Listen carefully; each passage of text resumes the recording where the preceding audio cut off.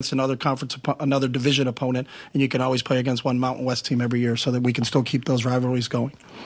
Not that I've really thought about this. Not that I've a lot of spent time on this. But I think if you went together collectively as a group and said there's 132 teams and we all share the same TV contract, so that the Mountain West doesn't have one and the Sun Belt doesn't have another and SEC has one and they have another, that we all go together, that's a lot of games, and there's a lot of people in the TV world that would go through it. You can sponsor each one. Instead of calling it Group of Five and Power Five, you can call it Amazon, Nike, bid that out to things. You do a lot of different things. But I think if we still do the same thing and take all that money, and I would do this, and I think this needs to be done, that money now needs to be shared with the student athletes, and there needs to be revenue sharing, and the players should get paid, and you can get rid of NLI, and the schools should be paying the players because the players are what the product is. And the fact that they don't get paid is really the biggest travesty. Not that I've thought about it. Yeah, that's he brings up some good points. Now, if you're the SEC and the Big Ten, well, in a very communist way of thinking, let's have everybody share one TV contract as opposed to the SEC and the Big Ten, which have the biggest contract because their teams bring the most eyeballs. Yeah. But for the whole of college athletics, maybe it is better to have a TV contract for the 64 best teams. Well, I mean, and he said 132. He took it even a step further. So the first thing you have to do is go to the Ohio States, Michigans, Alabamas, LSUs of the world, Texas of the world, and convince them to take less money, because that's what that would be, is less money. There's no way you could do 132 teams getting an equal revenue share from the TV contracts. There's just no way. Yeah. I mean, those numbers are never going to work. What he was describing was 64 in one division, 64 in another division. That's a separate championship. He was basically saying a larger version of the NFL. Yeah, is what he was saying. But the whole separating football from basketball might work for them. It really doesn't work for the SEC. How would that benefit the SEC? Yeah, no. I mean, the SEC and the Big Ten are fine. Yeah, but they are the Big Ten. That's what was weird about all of this. Is they're the Big Ten. They're just the outlier in the Big Ten. Is their problem. You see, they're not as excited about this move as USC. That's what jumped out at me most about this. Yeah, Oregon, Washington's like, yes, we're in, baby. For a second, it didn't look like we were going to get in. Yep. USC was the team the Big Ten wanted. UCLA was the tag-along partner, and Chip Kelly's acting like the tag-along partner. Yeah, there's no doubt about it. He is like they were the afterthought in all of this, and he doesn't like what it's doing. The other thing is, and a lot of people are like, Chip Kelly is saying we need a college football commissioner, and we badly need a college football commissioner.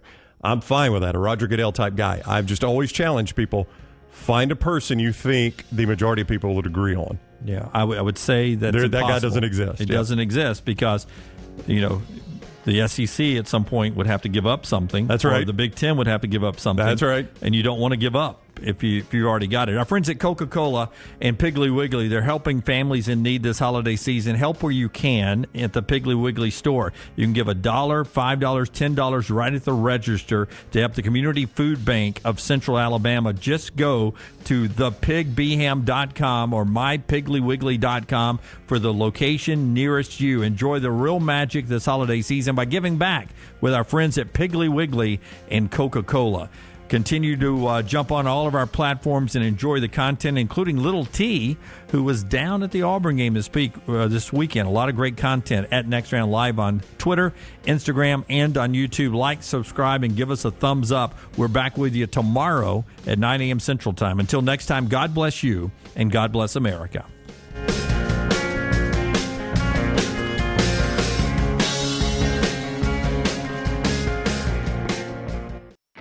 The Next Round is so much more than the show you get from 9 to 1 each day. So make sure to head to our official YouTube channel at Next Round Live and subscribe to get all of our latest content. We, of course, have plenty of specialty content and shorts based all around the sports in the heart of the SEC.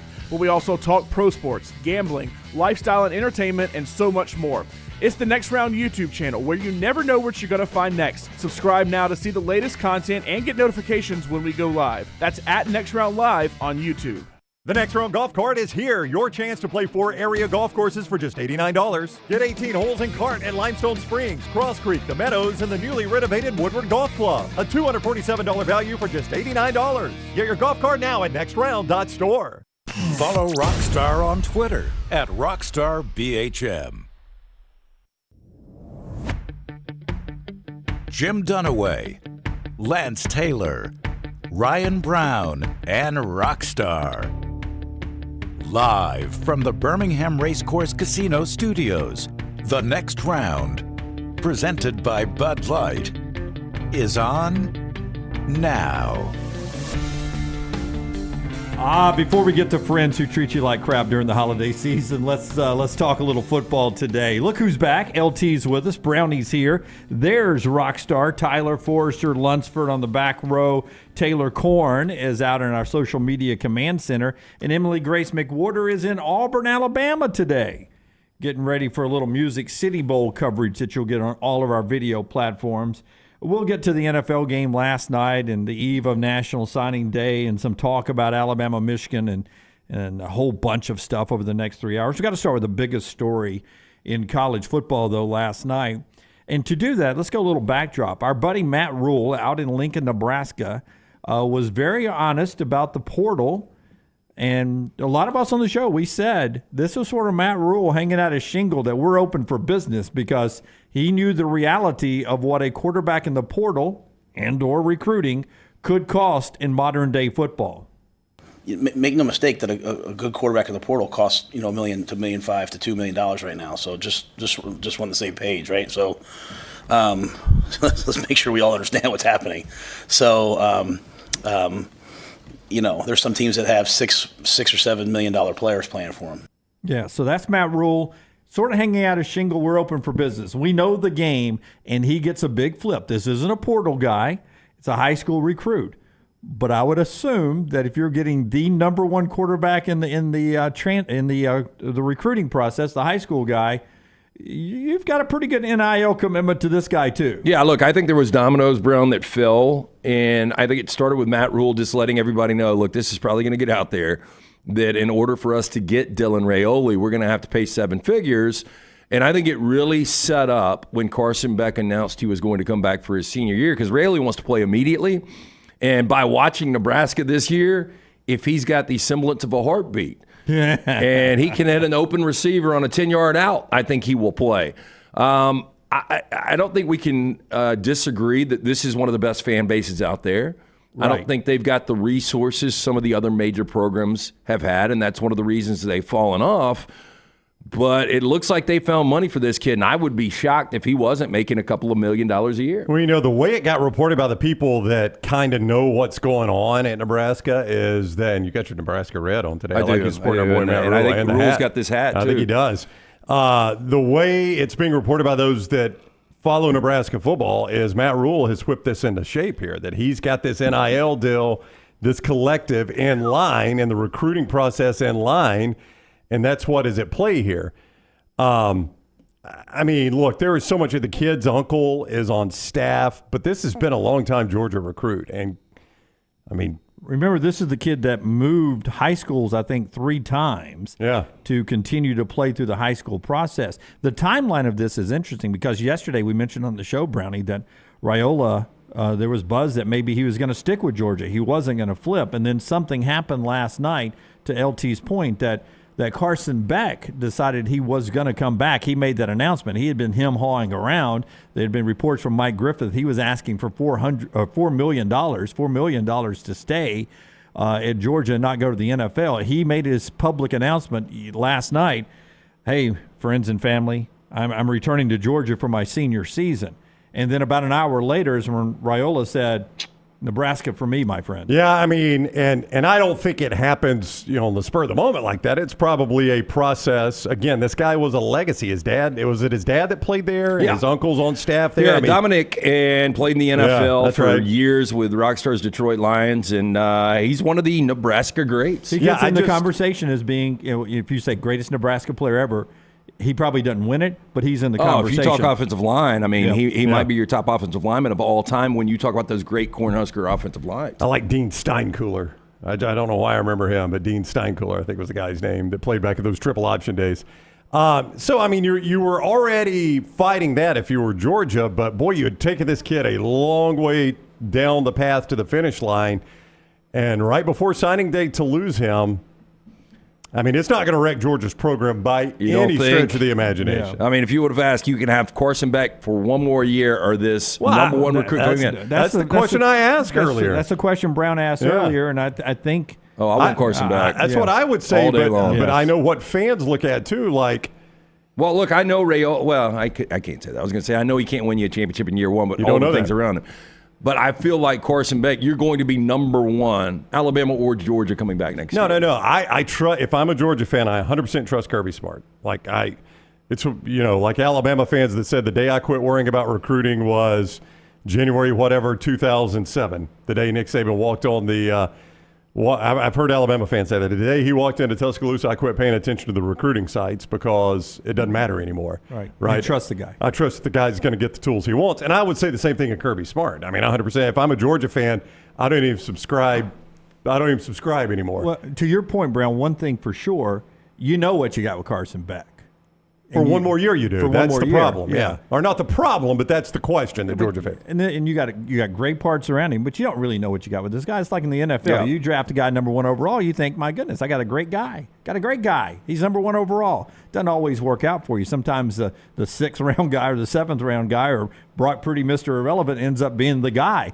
So at least with Carson Beck, for one more year, you're a championship contender. And in this day and age, I don't think you can play in 2 years, 3 years. Yeah, I don't think you can You either. got to play in 1 year. I think it's 1 year, and I think you do know what you're getting in Beck, but I think you're going to get a better Beck. Yeah. Kind of like we got a better Stetson in year 2, an elite Stetson. I think you're getting an elite Beck. An R2D4, NH324, I think was asking about the poem. I have never, you got to be really good if you're going to send a poem out. Okay, let's get into that a little bit right after Brownie tells us about our friends at JohnsonRVCenter.com. And I'll need Forrester's mic. Maybe, Forrester, can you get on Lunsford's mic and do this? Can we get Lunsford's mic close enough so you can pull this off? Because just to get a good audio here. Because Forrester Brownie has a cinematic reading that he's going to do live for us. I didn't know Scott had that in him. Yeah, I didn't either. So we're gonna go to the coffee shop. What was it? The tea shop back in the '60s, and let him give us a little spoken word written by Raiola to the whole fan base here. Wow. Johnson RV takes us anywhere, even back in time today. It does. Johnson RV said very poetic with them. They just returned from the Forest River Expo, so I'm here to let all of you know. The Johnston RV Center is where you can go. And I am out of words that end in O. I can't think of another one. Snow. Yeah. If you would like to see America's snow, Johnston RV Center, I-65, exit 304 in Coleman, 334 in Decatur. And they always offer you Mo. They do always offer you Mo. Yeah.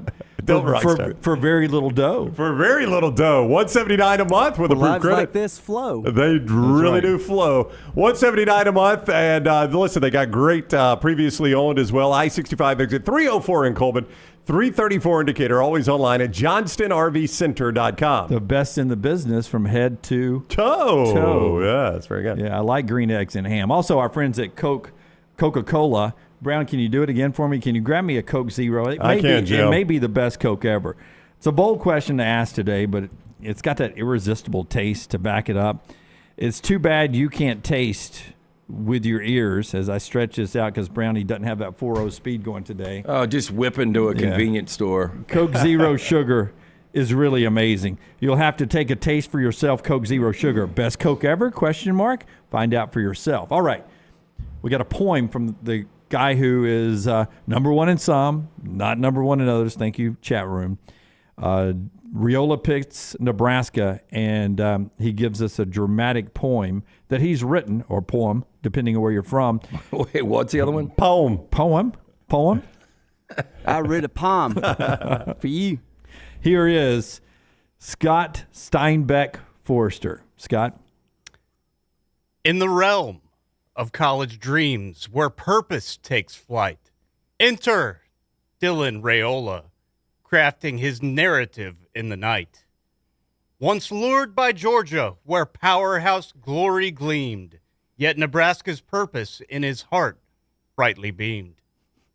In the scarlet and cream where legacies entwine, Dylan, like Rogers, Rozier, and Crouch, a hero in the line. No longer a cog in some powerhouse machine, but a quarterback with an even grander ambition unseen. So fellow fans await, with hope in the air, for Dylan to choose his purpose to declare.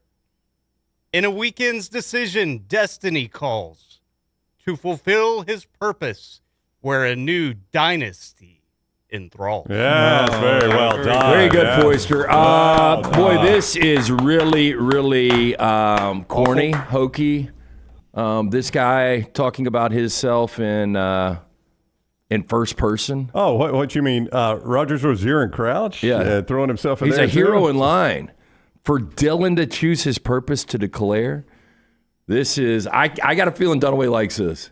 Oh, no, I don't. I was waiting, exactly, Andrew. I was waiting for Dasher or Dancer on Prancer. It's so cheesy. Sounds like it was the night before Christmas. Like, I would be so excited about getting this guy. I don't care what we had to pay to get him, but this puts a little damper on it. I'm a little concerned now. But I mean, doesn't this highlight, though, like nobody's going to feel sorry for Kirby Smart? Not one person in coaching is going to feel sorry I for think Kirby people are Smart. happy that a guy like probably Raiola would flip. But doesn't this just show you how difficult it is to manage this stuff? Because they thought they had him? Well, I'm just going to say Carson Beck probably had a difficult decision to make. Do I come back or do I go to the NFL? Carson Beck would have got drafted. Well, and I told you yesterday, I don't think it was off the air, but you know what I would have told Carson Beck when he came to me and said, you know what, I need $4 million to come back. Yeah. And Klatt said it on the air, didn't he? Klatt said, hey, good luck in the NFL, is what he would have told. That's what I would have said, too. He would have said, $4 million, okay, all right. Yeah, I've tried to say this before, and I know the inflation, but I used to go to the bars in Tuscaloosa, and I'd take $30 in my pocket, and I knew I could have a big night. And look, good for these kids being able to get $4 million, but I'm right there with you. If he would have come to me, I'd have been like, you know what? I'll give you $2 million. We ain't getting $4 million. But because I don't know what we were giving you already, but if that ain't enough with us nurturing you from being nobody to giving you a chance to win a championship, and oh, by the way, you played okay against Alabama, but you didn't win us the game. Right. Yeah. And that's the best defense we faced all year long. Buddy, we're in the Orange Bowl. We're not in the playoffs. Yeah. You're going to come want to double your After salary? a loss? Yeah. But because he was making that decision and I guess had to ponder it or figure out if he's going to get $4 million or $2 million or whatever, Dylan Raiola was still there, and Brock Vandegrift looks at the landscape and says, well, it's either going to be Carson Beck, who I'm not going to beat out, or it's going to be Dylan Raiola, who they obviously love, and they're bringing him in. Or both. Or both. I need to look elsewhere. And then here's Raiola saying, well, if he's coming back, I'm not going to go. Yeah. I mean, so you see how hard it is to manage a roster if you're Kirby Smart. He's got his capable backup who's like, I'll just punch on out because this is not going to work out for me. He's got his top recruit who's like, well, if this guy comes back, I'm not going. But then he's got a guy that if you come back, you're a national championship contender. I mean, it's a pain. I bet the communication went like this. Dylan probably believed that he was going to be the starting quarterback at Georgia, regardless of what happened this year. And as him and his father watched Georgia and Carson Beck, they're like, damn, he's pretty good. Yeah. There's a chance he goes to the NFL if he doesn't. They probably had the conversation with Kirby. Hey, look, if he comes back, we're going to have to look elsewhere. We want to play immediately. And that's why, if everybody sticks their landing tomorrow and Julian Sayin does sign with Alabama as expected, he's number one in some circles as well as the number one quarterback. I mean, with what you have with Jalen Milroe coming back, there are name places that Julian Sayin could commit to, like USC, and play from day one if he wanted to. Yeah. You know what I'm saying? And that's the thing, to watch out for a program like that. Like if I'm Lincoln Riley and Raiola's this good, hey, you want to play in the Big Ten? You want to make some money? You were going to play at Georgia? Come play for me. Yeah. Jeff says, LOL, Gunnar Stockton will win a title. Kirby laughing. He thinks Gunnar Stockton is the guy that's in line there. Saying already in Tuscaloosa, ready for the new semester, ready to go. Practicing already. I can't believe these kids want to grow up so fast, though. I would, too, though. I mean, get to Tuscaloosa out of high school. Yeah, but it's going to be there when you get out of high school. Yeah, Tuscaloosa ain't moving. No, but there's something about being quarterback on a college campus that I think I would enjoy. Well, I'm sure he's probably enjoying high school, right? Probably. Yeah. You always like Cougars, though, right? Well, I mean, yeah. If I'm 18 and the Cougars 20, well, some of these 17, yeah, absolutely. I guess they do have a girl that can buy them beer, right? Yeah. Hey, Forrester, do you have the graphic from Little T yet? Do we have that yet? Okay. Can you show me this? This is what is pretty interesting. This is from our friends at The Athletic today. Just pointing this out. This is Rivals Top 10. These are the top 10 recruits. Wait, Ohio State got a good receiver? Yeah. No, but you notice something about the top 10 there? This is via Rivals. Their top 10 rankings right now of who's number one all the way down through the list there of the top 10 the recruits. thing I noticed most is Texas Tech is in there. Yeah, the thing I noticed, Missouri always gets one great recruit. It's weird, isn't it? Yeah. the thing I noticed most, and is pointed out by friends at The Athletic, there are 10 top recruits there, and there are 10 different schools. I have a theory on that. No USC, no Florida State, no LSU. The theory would be NIL, right, Browning? I mean, the theory would be a top 10 recruit goes for X amount of dollars, and you see all those schools right there. That's all you got? They can't pay two of them. Yeah. I think most of those schools can. Apparently not. I would say half the top 10 can. Georgia can. Ohio State You can. could, Bama. but what you going to do with the rest of your Texas. class then? Yeah. You're going to invest it all in two top 10 guys, or you're going to try to spread it out over the rest of your class? Bama's got 3 in the top 25. So they're spending some money, three 5-star guys. So, 5 stars go for a certain amount, I'm sure. I just thought it was interesting when I saw that note today that, my goodness, you got 10 different programs for the top 10 recruits in America. And another thing that jumps out at you, number 3, SEC, number 4, SEC, number 5, SEC, number 7, SEC, number 8, SEC, number 9, SEC. Oh, yeah. Rich get richer, right? Yeah, I'm surprised that there's not more SEC up there. 2 Big Tens, a Big 12, and an ACC. I'm surprised teams like Texas Tech can compete. I mean, Micah Hudson, I've never heard of the kid. First time I've ever seen his name. Could be the next Michael Crabtree. Yeah. Well, to Brown's point and your point, I think, is that Nebraska's got a great fan base and they're hungry. So Matt Rule gets there, organizes them, and they got some money people, so they start pouring some money in, and you can go get a big player. At Texas Tech, it only takes a handful of big money players to get that NIL coffer, at least for 1 year, full and go get a guy. Yeah, I guess the way to do this is if you have certain alums that have a ton of cash, you got your oil guy at Texas Tech, right, and you just put him on Micah Hudson. That's right. And that's his project. And he just stays in constant contact, continues to offer money, give him whatever you want. Yeah. Hey, look, I got a jet. Your family wants to go to Disney this weekend? Okay. All right. You're a Bears fan? We'll go to Soldier Field. All right. I'm in. Yeah, sounds good. And what sucks is I have to play for Texas Tech? Of those top 10, I will say that 3 or 4 will never be All-Americans, and you're like, damn, we wasted our money. Yeah, that happens. The old oil man, says Zach there. We always go oil man. It's not the guy who owns 100 Whataburgers. It's always the oil man. Could be a timber guy, man. That timber sells. If it's a Texas team, it's always the oil man. Yeah, could be a guy who's in charge of security, has a great security technology he's developed. He could have developed OnlyFans, right? That's right. You never know who it is. That's right. That money spent. Nobody ever says that, one of our big boosters is huge in porn. Yeah. You remember the Ashley Madison scandal? He was the guy behind Ashley Madison. He's Tony Madison. He owned the website. He's paying it forward with all the married guys he busted. Hey, one more thing in this opening segment, right after LT tells us about Dr. B. Pretty important to us. Who, our man Dr. B? Dr. B is. Yeah, so I was at the Odie's Christmas party the other night. I had a buddy. He had a hat on. He's like, hey, look. He's like, I've been meaning to ask you. Hey, look, man. He's like, does this stuff really work? And guess what? I didn't have a hat on.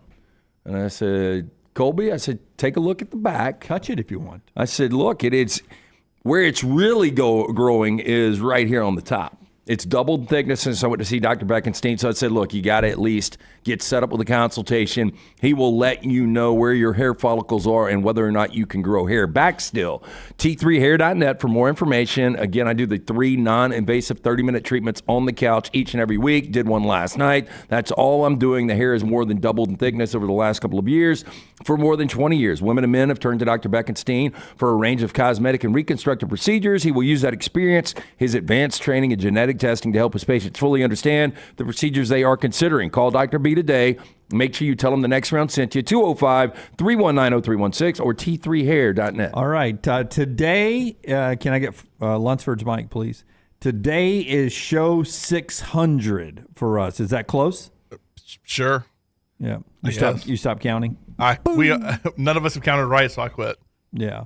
But I believe you. What I started to do whenever you guys came to a agreement on what show 500 was, I have tried to keep count every time I printed a new daily sheet of moving that number up 1 in the corner. I'm going to stick with it. I will agree that it's 600 today. We've seconded the emotion. Yeah.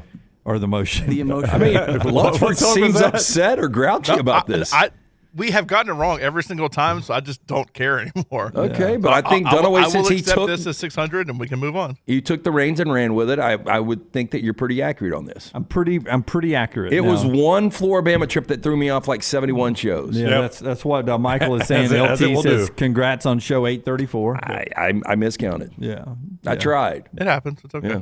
So show 600 today. What are we doing to celebrate 600? I think we're going to bring Champy's Chicken up here. That's from right. Highway 119. Somebody hung a congrats sign. So they did. That's right. A congrats sign out there. Lunch for the staff. Yep. I did a little drawing here early on with see that. two Christmas trees and a snowman. Yes, right. Yep. Can you eat 6 tamales in honor of 600?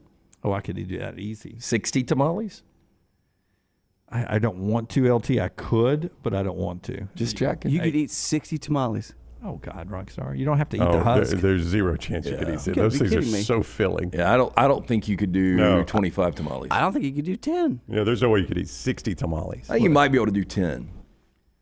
Guys. Jim. We've done this. You'd be shitting like a dragon, though, if you ate 60. I don't know what would I happen. really could use the help, to be honest with you. I need a dragon help. Okay.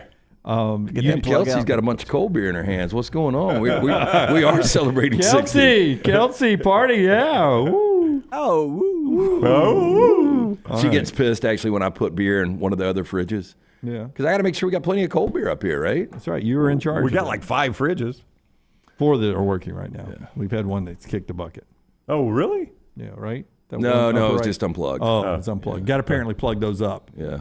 So keep them cold. Turns out. You got to plug them up. Thanks to our friends at Alabama Power. All right. So squeeze it in. Happy 600 today. 600. There's nothing you can give me for 25 tamales today. Like, what could you give me? Like, what's a prize? I'm up on steaks. I know. Doesn't always have to be about steaks, does it? It doesn't. I mean, you like to gamble now. I do like to gamble. You're going to put money in my. I got a Venmo. You got one of those things called Venmo? I do. I don't know how to get money out of Venmo. It just sits there. That's a bad idea, by the way. It is a bad idea. All right. Landmine Believer says Dunaway's counting shows like Bama does national titles. Yeah. The right way. Yeah. Correct. Sure, show 483 was only 90 minutes, but it was a good 90 minutes. I'm going to claim that one. That's right. The Collie Matrix said we did a good show. All right. When we come back, what we saw on the field yesterday and last night in the National Football League, and a lot more to get to. Our first guest is Bruce Feldman, coming up at 10:25. Feldman has talked to a number of coaches not involved in the playoffs about Michigan and Alabama, and he's walked away with one voice that a lot of coaches think Alabama's going to win the football game. We'll talk to Bruce about that coming up at 10:25. Gerry DiNardo, who works for the Big Ten Network, will talk to us about that game as well at 11:45 today. The show is being brought to you by our friends at the Pants Store. Listen, this holiday season, there's no better place than the Pants Store to buy a gift for that Alabama or Auburn fan in your life, to get that present under the tree. With Bama back in the playoffs, the Pants Store has all your Bama needs right now. You can choose from polos, quarter zip hats, sweatshirts, and Bama accessories. Ladies, they got all the game day tops, bottoms, rompers, booties that you'll need for the big game in Pasadena. And don't forget about the kids. Pants Store has all your Bama needs as well. Remember, free gift wrapping and free alterations. 6 locations in Leeds, Hoover, Crestline, Tuscaloosa, Huntsville, and Auburn. Again, free gift wrapping right now. And you can go online, pantstore.com, pantstore.com. Follow Dunaway on Twitter and Instagram at Jim Dunaway. Remember the name Way to Wellness if you're battling weight loss in your life. I'm Jim Dunaway from The Next Round. There was a time I was over 216 pounds until Way to Wellness helped me lose 45 pounds, and now for over 2 years, they've helped me keep that weight off. Here's their website, aplanforme.com, aplanforme.com. That's a great name for a website because there's no cookie-cutter plan. Everything is designed specifically for you. No contract, no sign-up fees, and your first consultation is free at Way to Wellness. IV therapy, B12 injections, cryotherapy, and compression therapy all under one roof. It's our friends at Hydra Live Therapy. IV therapy treatments are packed with nutrients to increase energy, reduce stress and anxiety, and boost your immune system, and more. If you mention the Next Round at checkout, save 20% off any service. You can join the IV League today. Members are rewarded with deep discounts. Make sure you ask about that. HydroLife Therapy open 7 days a week. Homewood, Tuscaloosa, and coming soon to Greystone.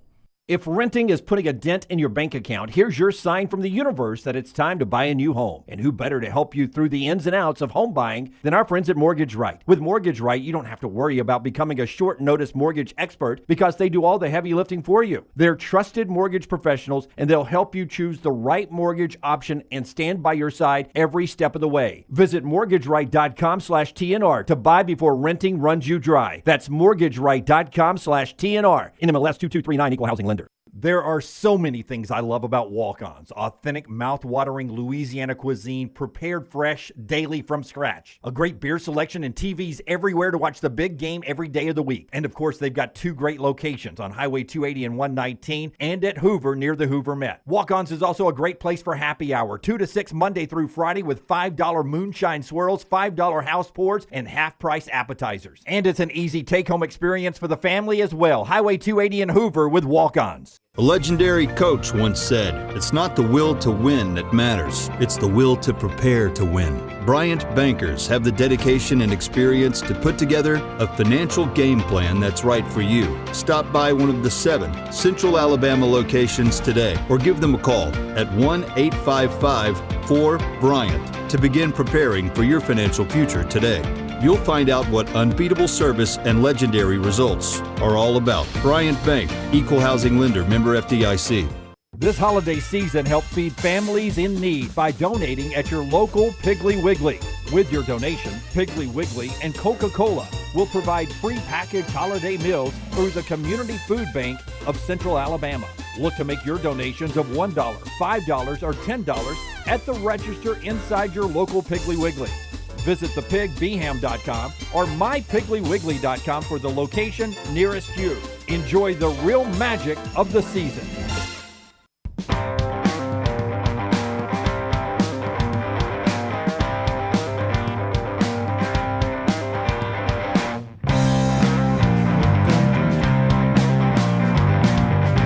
I mean, let's leave the door open for 25 tamales. I just don't think you guys realize how easy that would be for me.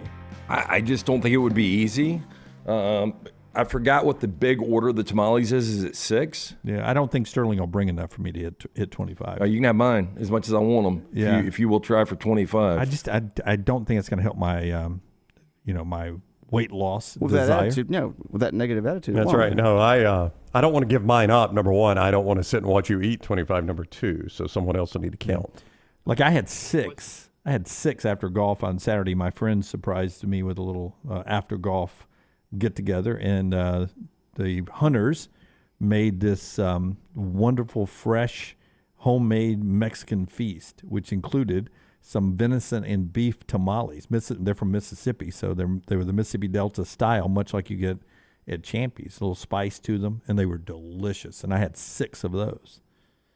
Couldn't stop going. There is a difference in 6 and 25. Yeah, right? yeah, not a lot, but you only had 19 left. I also had a bowl of soup, homemade soup that they had. Yeah, I had 3 huge tacos. Yeah. When are you going shirtless again? Sometime in 2024. Right now, it's projected at December of 2024.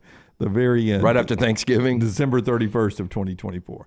Didn't go well over the weekend, but I'm still back at 189. I lost a couple pounds despite all that this weekend. Okay. So it's all fine. It's all fine. It all eats good. Our friends at Way to Wellness can help you stay in line. Segue. Speak of the devil. Our friends at Way to Wellness can help you stay on track. Really, with blood pressure, cholesterol is what got me in to see Way to Wellness. Weight loss was just a side benefit of eating better. And people always ask me, you got to eat their meals? You got to eat these meals like you get at some of the other places? No. Leslie designs a plan specifically for you. I said, listen, I'm not into these prepackaged meals. I got to eat my own lunch, my own dinner. My family, we eat out a lot. We eat a lot to go. We don't cook a ton at home. And so I eat my own lunch, my own dinner, sometimes at restaurants, sometimes in a fast food line. And I got protein bars, got a stack of them over here I keep. This one's like got a little cocoa flavor to it. Little goes good with coffee in the morning. Got a stack of them over here. I eat about 4 of those a day. Every plan's different. You can go to aplanforme.com, and that's the website that'll I'll give you all the details about Leslie and her board-certified team. There's no contract. There's no sign-up fees, and the first consultation is free. So many next-round customers have gone by there. Leslie's always blown away when they get somebody that comes in and still says round table. And she's always like, I know they've been with you a long time. And the next round always makes her smile, too. So go by and say Merry Christmas to Leslie and enjoy 2024 in a healthier way with our friends at Way to Wellness. That website, again, aplanforme.com, aplanforme.com. All right, crazy bowl game yesterday. I don't know how many of you watched it in the afternoon. But Old Dominion jumped out 28-0. And then it was 35-14 in the fourth quarter. And then here comes Western Kentucky. Tick, tick, tick, tick.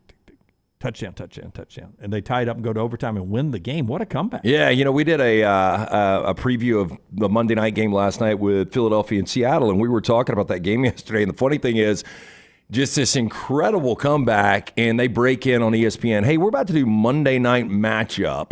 And it's 3 hours before kick time, but we're going to move your game over to ESPN2. So I switched it over to ESPN2, and I watched the comeback. The kind of money that show makes, by the way. So crazy thing is, Austin Reed, a quarterback that we've talked about for a long time, that put up massive numbers under Tyson Helton, decides to forego and not play in this bowl game and get ready for the NFL draft. So in comes Turner Helton, and if the name sounds familiar, Clay Helton's son and Tyson Helton's nephew. Oh, how about that? First possession, he fumbles. Yep. Second possession, pick six. And then Uncle does what would be difficult to do. Hey, my nephew, I'm going to have to sit you. And I'm going to bring in a guy that we told earlier this year we're converting him to tight end. And Caden Veltkamp, our third-string quarterback, told us, I'm entering the portal. He'd only thrown 6 passes. He comes in and completely lights it up and goes for 5 touchdowns and 383 yards. So there's a lot of interesting storylines. What does nephew do now? Does Veltkamp come back as your starting quarterback, or does he transfer out? Yeah, already been told to tight end, so portal looks like a possibility. I don't know. It's a tough call. That's a good resume tape, though. Yeah, and then you get tonight UTSA and Memphis in the Frisco Bowl at 8 o'clock on ESPN. It's hard to match that kind of excitement in this game tonight, but you have the potential with these two offenses. You do. Well, so you've got a redshirt freshman that will start for Marshall tonight in Charles Huff in Cole Pennington. 0 touchdowns this year, 6 interceptions. So it doesn't look promising. And on the other side, Jeff Traylor really wants this game. This is the 4th consecutive bowl game the Roadrunners have played in, but guess what? They're 0-3 all time. They've never won a bowl game. So this is ultra important. Frank Harris will start tonight for UTSA. Little history for UTSA then. So I think this game is really important for them. And Cole Pennington, I just don't expect much from a redshirt freshman who is yet to throw a touchdown. Yeah, so that's a Frisco Bowl tonight, 8 o'clock on ESPN. Back to the Toasters Perfect or whatever bowl. The Toastery? Yeah, the Perfect Toastery Bowl. Toastery for the mostery. Yeah. You know who I was happiest for in that game? Dave Neal. Because he got a good game? That guy has watched more bad football than probably anybody alive. Like, I don't know. He gets the crappiest SEC Network game every single week. Dude, he had it going early yesterday because we were at Diplomat Deli, believe it or not. The only people in Diplomat Deli watching that game was 28-0. I was like, that's a Dave Neal game for you. But how bad do you think the ratings were at 28-0? I mean, everybody turned it off, right? Yeah. But, I mean, that guy has watched more bad football probably than anybody alive. I mean, he might get one good game a year. Like, even I think he had the Auburn-New Mexico State game. Like, even when he gets an upset, it's not a good game. And that was a blowout. And finally, this guy gets an good overtime game. I even texted Lugabill.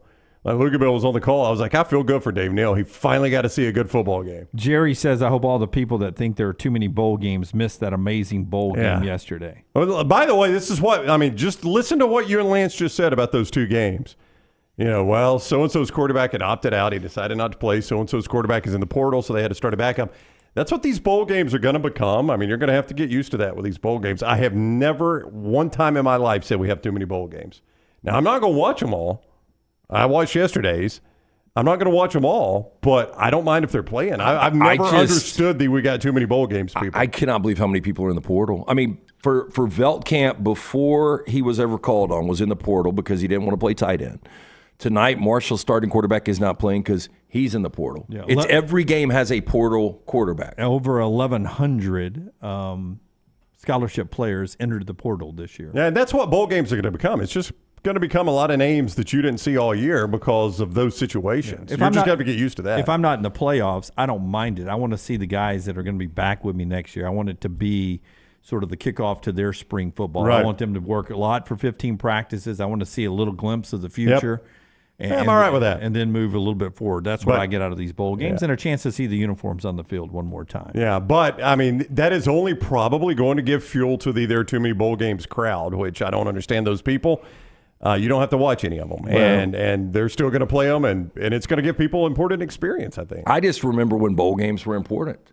I mean, look, we're just as much to blame as consumers. But do you guys remember going to the All-American Bowl down at Legion Field? Yeah, but it's still important. If you watch these games, it felt important to Jack State Saturday. Yeah, important to Jack State on Saturday. Covered by I thought it felt a little important to UCLA for some reason in that game. I didn't think UCLA would show up, but watching that game, I was like, UCLA's trying to end the season on an upbeat before they go to the Big and we Ten. did have UCLA, and I did feel good about that. But early on, it didn't look good. And, now they finished the season at 8-5, and people still are dogging out Chip Kelly. I don't know what you expect from UCLA football. Yeah. 8-5 is about what I expect. All right. Monday Night Football brings a whole different side to the conversation.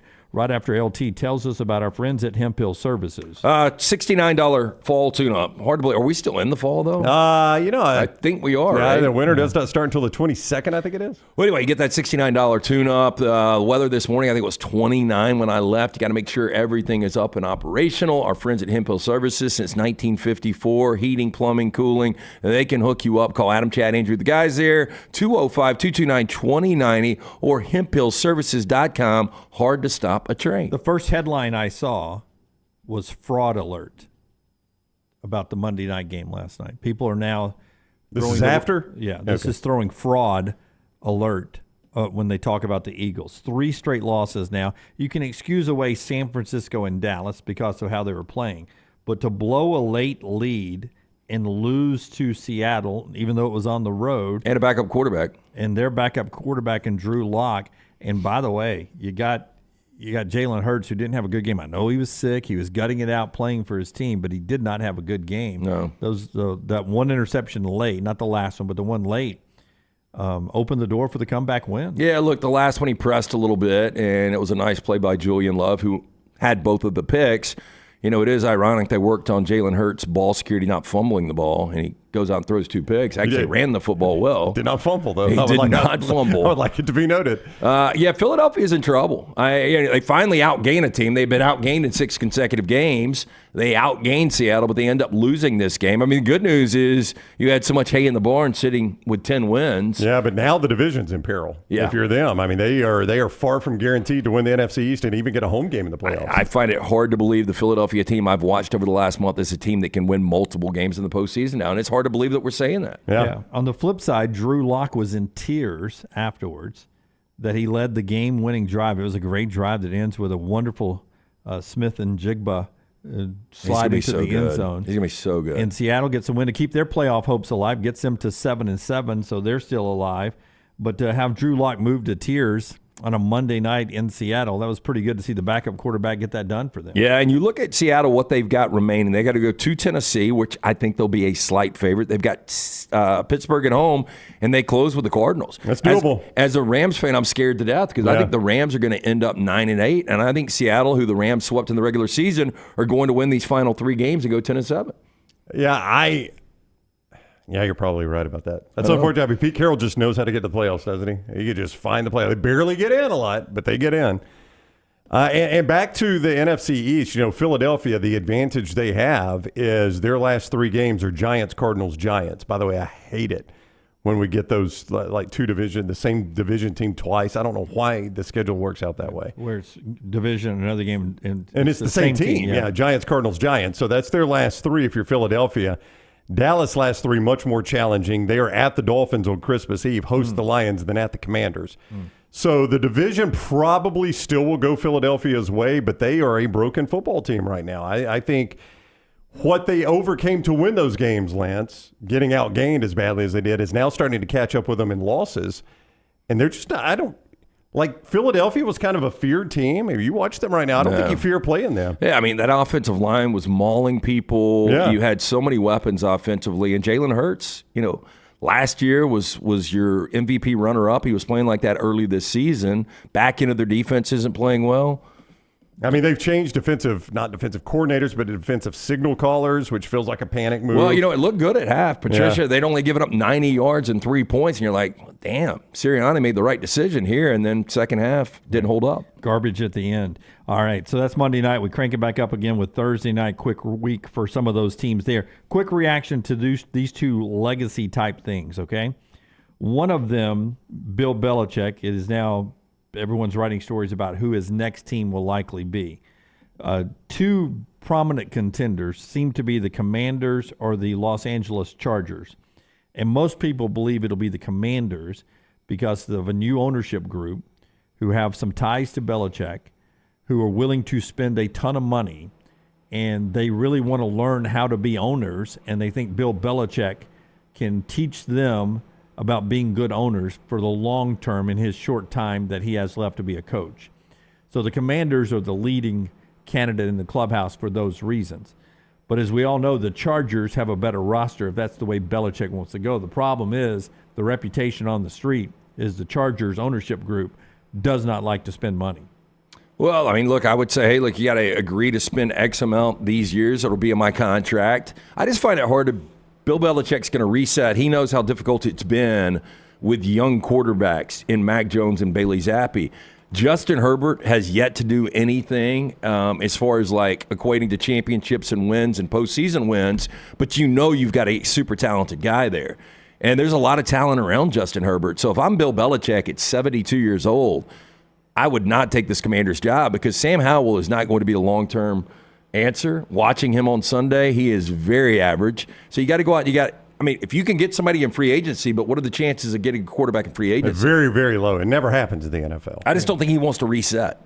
It never happens in the NFL. You're going to have to draft quarterback. I don't know, but it has recently with Matt Stafford and Tom Brady, but it's very rare. That may have been the first time in history. And they gave away Peyton everything Manning. for that. If you're Belichick too, people now are questioning. It used to be, was it Brady or Belichick? Yeah. Nobody could figure it out. Well, now Brady goes to Tampa, wins the championship, and we see how New England's gone. So everybody's like, must have been Brady. If he could go to L.A., win a championship with Justin Herbert, who's never done anything in the postseason, then I think he gets a lot of his legacy back. Yeah. Technically, Stafford was a trade, not free agency. It's hard to go get a quarterback in free agency. Aaron Rodgers says he wants to play. That from his head coach. He's got to be activated today, basically, if he's going to play again this year. This would be just to prove a point. The Jets are officially eliminated from the playoffs. It would be it could be a team building thing. Hey, I'm going to come out and show you guys I battled back to play with you guys. We're going to be good next year. Or it could be just, hey, I'm a non-vaccinated guy who takes all this stuff in the offseason to clear my mind and my system, and I want to prove to you that I can come back from this faster than any human ever. You think Aaron Rodgers comes back or no? To play meaningless football? I don't think he does. Why would you? Just for those reasons, I said. I mean, he's a stubborn guy. It would only be to prove a point. It'd only be to prove that my process, the way I went about, the surgery and the healing is, infinitely better than the way anyone else has ever done it. And I'm about to prove to you that it is. Well, look, he can't. And look, Zach Wilson had a 300-plus yard game 2 weeks ago. So, he could come in completely lighted up, and Jets fans could be like, you got to be kidding me. This is what our season would have been like. But at the same time, you could get bad Jets offensive line. He could come in, play horribly, and I just don't think it's a great look. If I'm Aaron Rodgers, I really take my time now. If the Jets were at 500, it makes a little sense. Their last three are Commanders, at Browns, and at Patriots. I mean, those are good defenses. Yeah, those are good defenses, but I'll tell you the one team that does not want him to come back are the Browns. That's right, because they need to win. That's right. They're in the playoff hunt, and a game against the Jets is a much easier win if Aaron Rodgers is not the quarterback. So, I mean, like Commanders and Patriots, that doesn't matter. They're out of this. I agree with Chris over there. It seems dangerous to come back and play behind that offensive line just to prove a point. I agree. At this point. Steven says, what does the vaccine have to do with this? He is a very outspoken anti-vaxxer, and Aaron Rodgers wants to, I think, use this platform to be that. That's why I brought that into the conversation. He believes in, what is it, ayahuasca? Is that what it is? Ayahuasca. So if he's coming back and plays well, you may want to invest in ayahuasca because the stock's going to go up. Man, I really don't want to trip and have. I wouldn't want to do the work anymore.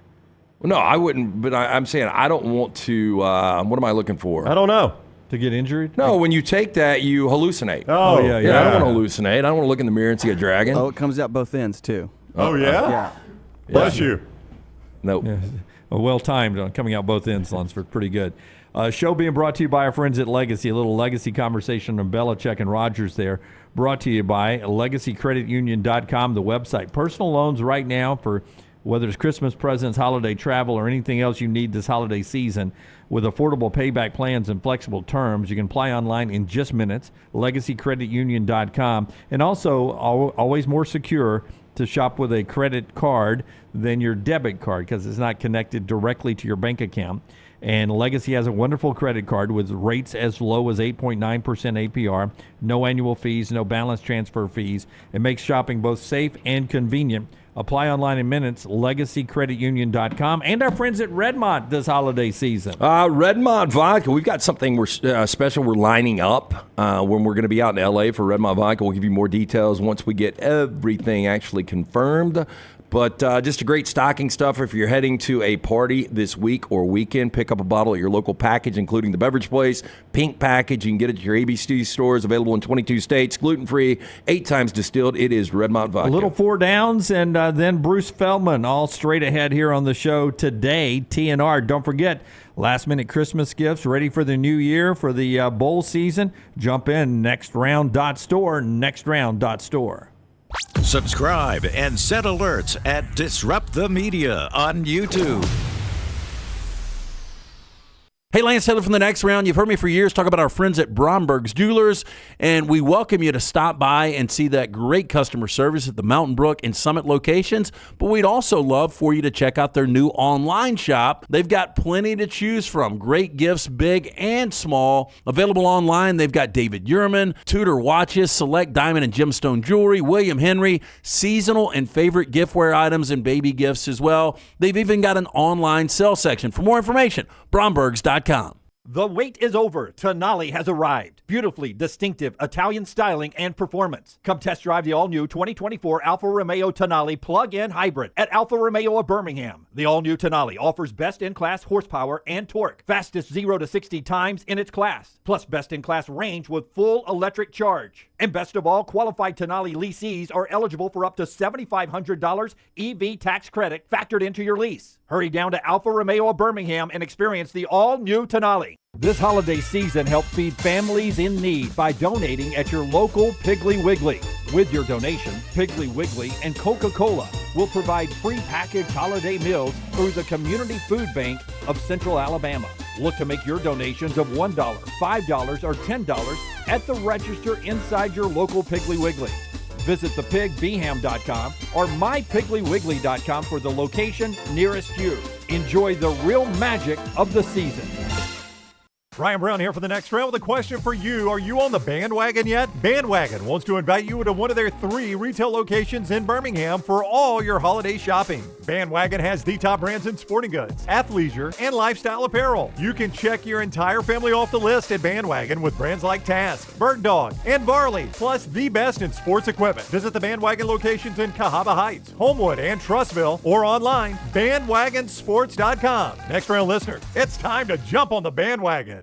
Harbin's Outdoors is an award-winning landscape company specializing in installing custom fiberglass pools, landscaping, and hardscaping. Jeremy and his team are a one-stop shop for your pool construction needs. Harbin's does it all, from the install to the final hardscapes around the pool and everything in between. It's beautiful work. You can find them on Instagram at Harbins_outdoors to see it for yourself, or call or text Jeremy directly, 205-300-0718. That's 205-300-0718. At Harbins, you and your home are the center of all that they do. There are so many things I love about walk-ons. Authentic, mouth-watering Louisiana cuisine prepared fresh daily from scratch. A great beer selection and TVs everywhere to watch the big game every day of the week. And of course, they've got 2 great locations on Highway 280 and 119 and at Hoover near the Hoover Met. Walk-ons is also a great place for happy hour, 2 to 6 Monday through Friday with $5 moonshine swirls, $5 house pours, and half-price appetizers. And it's an easy take-home experience for the family as well. Highway 280 in Hoover with walk-ons.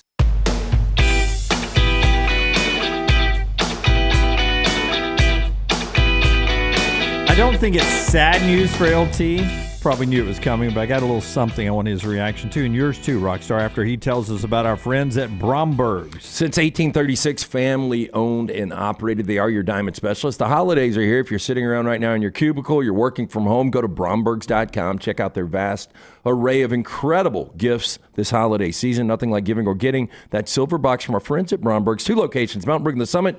You can also shop online, Brombergs.com. The last trip of enthusiasm around the curb starts February 4th. Curb Your Enthusiasm last season will be this year. Season number 12, I'm told. It's one of the greatest shows. What Larry David gets away with, especially what's going on. Well, I guess they filmed it already. I'm saying what's going on in the Middle East right now. You know, he would address it. Oh, yeah. In some form or fashion. But I think it was filmed before. But it is one of the best shows. Larry David is amazing. I wish it would go on, but it's one of the ones where it's been, season 7 you said? 12. 12. You know, and they spaced it out. Remember, it went away, and they had that weird ending, and then they brought it back. But, I mean, he's 76 years old, so I'm not surprised this has got to come to an end sooner than later. But for Seinfeld fans, I've never understood people that love Seinfeld that don't really watch Curb, because it's Curb on, or it's Seinfeld on steroids. It's the difference between clean and dirty. Like, Seinfeld's clean, and like, it's good family kind of humor, and then Curb is dirty. Yeah, I know, but it's so much better. Do you agree? I love it. He's amazing. What's funny with him, with Larry David, he's one of those guys, we all know somebody. Sometimes I'm that. When he's working, he has a project. He was on the Stern Show, and he wrote a Broadway play about something with a fish or something like that. He said, "Are you excited to do it?" He's like, "No, I don't want to do it. I don't want to be on stage." And same thing with Curb. Are you writing a new series? I don't want to do it. I'm always tired. I don't want to be a guest on the Tonight Show. I don't like doing that stuff. He's just always he's a curmudgeon guy. Yeah, and I think that's who you see on the show. And I'm with Lance. I've seen 3 or 4 episodes of Seinfeld. I've never really been a fan, but I just think this is incredible. It's the best comedy series of all time, in my opinion. Not even close. Yeah, well, I like the episodes I've watched, but I think I've only seen. I'm not through the first year yet. But every time I remember Good it, for you. I mean, I Jack, go back and watch it, and I like it, but I just don't burn through them. I got Jack on it, and it's his favorite, too. But Leon is one of the best characters ever in television history. Incredible. I don't think I've got HBO anymore. I think I got rid of HBO. Yeah, but you can get the HBO Max or whatever for $10 a month. Oh, can you? I finally canceled DirecTV yesterday. Oh, did it took you? me 23 minutes. Chick tried to argue with me. Oh, She about was what? like, "We've got Sunday Ticket." And I'm like, "You don't have Sunday Ticket." She was arguing about that? Oh, yeah. She was like, "You're signing up on YouTube for 78 channels. We've got 334 channels." Yeah. Blah, blah, blah. And I was like, I don't want I to watched argue with you 7 today. of them, and I've got the 7 I want on YouTube TV. I have finally gotten around to canceling this. Good for you. Welcome. And but it took 23 minutes. What are you going to do with the extra $700 a month you're saving them? Yeah. They do have Sunday Ticket in restaurants. I don't know. Maybe if she was confused by that. That's right. Yeah. They got grandfathered in for 1 year. Just 1 year. Yeah, so they got to figure it out. It's going to be a mess. No, it's going to be a mess. Hey, I think it's because you just can't stream that many TVs. Right? Yeah, I think YouTube knew, boy, the restaurants are going to be pissed at us till we can figure this out. Let's let DirecTV have it 1 more year. Yeah. So Tyler and several other people, if you don't have access to HBO, that's why you don't watch The Curb as opposed to Seinfeld. Thank you, Tyler, on the back row jumping into the chat. Yeah, and here's another thing about Curb. To me, you can jump in at any point. Every episode's different. Yeah, I mean, it kind of lines up in the final couple of seasons, but it's one of those things you can watch at any time. Each season is thematic. I would say the coffee. We bought a Spite store to a coffee shop. That was one whole. It revolved around that season. So yeah, the city ordinance for the fence, the pool. What is the Jason Bateman one? The show that he's on. That's the old one. Arrested Development. Arrested Development. Yeah. That I've watched parts of that one too. I've always got those two confused over the years. Maddie had never seen Office Christmas Party, and so I did a trade. I watched what is it? Bad Moms Christmas with Mila Kunis. Yeah. So I had to watch that, but then she watched Office Christmas Party. Bateman, so good. Yeah. I mean, it's an underrated one. Hey, Four Downs brought to you every day by our friends at Slice. Tell us about Slice. Slice, 4 great locations. The original in Lakeview, one of Vestavia, Montevallo, Crestline Park. Coming soon to the Homewood location. That'll be spring of 2024. Local pizza, local ingredients. Had it for lunch on Saturday. Fantastic stuff. Get in and see the Bajaya brothers and tell them the next round sent you. First down. All right, so we'll split this up. I'll take 2. Into the 12-team college football playoff first. Lincoln Riley or Dan Lanning? I'm just telling you that seems to be something wrong with Lincoln Riley and the USC fit right now. I have seen Lincoln Riley in multiple college football playoffs. There is something going on. I think a lot of it is NIL related. They've got to figure that out. But I have more confidence in Lincoln Riley and the USC program than I do in Oregon. Who's quarterbacking them next year? I think it's going to be Malachi Nelson. I mean, everybody hyped this kid up, and he just hadn't been given an opportunity. He's in the portal. I don't know what USC is going to do. You know, what's weird is what Oregon's doing right now. Dylan Gabriel, a guy he will have the most experience coming back to college football, and then Dante Moore that probably could have gone to USC. Why do you go there? This is, and those are like 2 elite quarterbacks. This to me is like what we got with Ole Miss this year when you had all these guys transferring in and only one guy can play. I don't know what to expect out of either one of these teams in the Big Ten, but Oregon is a playoff team this year. If it were an expanded playoff, and I don't think they're going to drop off considerably at quarterback. I'll go Oregon. I'll go Dan Lanning does it next year. Yeah, I agree with Brown. Second down. Sort of back to the NFL, but sort of a equally tough question. Brock Purdy is now your favorite to win the MVP. Your betting favorite to win the MVP. You take Purdy or the field with 3 weeks left. I think I probably would take Purdy. I think the NFL loves stories, i.e. Kelsey and Swift. Mr. Irrelevant to win an MVP would be massive. It would be unbelievable. Brown, I mean, every draft, that's going to be the theme. You know that. Yep. I didn't know that until I read up on it when I was thinking of this question. Purdy leads the league in touchdowns, passer rating, and QBR. So Kurt Warner was an undrafted free agent, right? Yep. Did he ever win the MVP? You did. Okay. So there is at least a precedent for it. He won it twice. At Arizona once, right? Nope. Was it both of them were in St. Louis? Yeah, 99 and 2001, and in 2000, Marshall Faulk won it. Okay. I mean, I just don't even know who I would make an argument for on the other side. Well, to me, on the team, Christian McCaffrey. To me, he's the MVP. Oh, yeah, he's the best player on the team, no doubt. And that's what Nick says. Filled as Christian McCaffrey should get MVP. There is, there was discussion about Tyreek Hill. Obviously, he has now missed a game, so I don't know that he can get to 2,000 receiving yards. If he did, I mean, that would be an interesting discussion, but I'd probably still go Purdy here. Yeah. Third down. LT, what do you have? Jake Gyllenhaal is 44 today. If I asked you ultimately better Jake career, Jake Paul or Jake Gyllenhaal? Look, and I think the Jake Paul thing is crazy, but when you start to look at his social media followers, what he's been able to do with his prime drink, I think Lunsford could probably chime in here, what he's been able to do in the ring. I know he's coming off a loss, or 2 fights ago. And Gyllenhaal is an A-list actor. I'm going to show my age here. I'm going to go Gyllenhaal. Gyllenhaal's young. He's like, he's probably 40 years old. But he does traditional things. I haven't really. Gyllenhaal's 44. Jake Paul is 27. Yeah, Jake Paul ain't done either, so I'll go Jake Paul when it's all said and done. I think I would lean Paul. Yeah. As a better career. Ultimately, yeah. Or just making more money. Making more money, I could see where Jake Paul could do that. But better career, what's he going to do that's going to rise up to winning an Academy Award? This prime and the prime energy drinks. Yeah, that's what's crazy. My daughter told me that people line up in England to get those things. Yeah, the prime energy. Now you find them in any store in America you want. Jack and Jace absolutely love Prime, and I don't know. I mean, the dude, I don't really care for him. He's got a good work ethic, though. Jake's brother is the one that owns Prime, says Chris, and he's a scam artist. Okay. Yeah, not according to Chris, not us. Okay, then better Logan Paul or Logan Martin? Let's do 4 down. Fourth down. It's a little shallow in spots. Minister of Defense, have they put out that 30 for 30, by the way, on Reggie White yet? I have not seen it. Maybe was it an SEC story or a 30 for 30? I think it might have been an SEC story. Yeah. 62, would have been 62 years old today. Better career, Reggie White, Aaron Donald. Ooh, tough answer for you.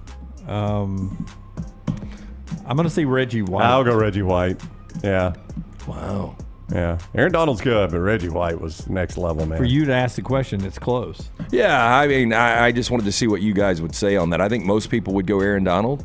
Ooh, I don't think most people would go Aaron Donald. Oh, I think they would. No. I mean, to me, Reggie White burned a few years in the USFL with the Memphis Showman, I think.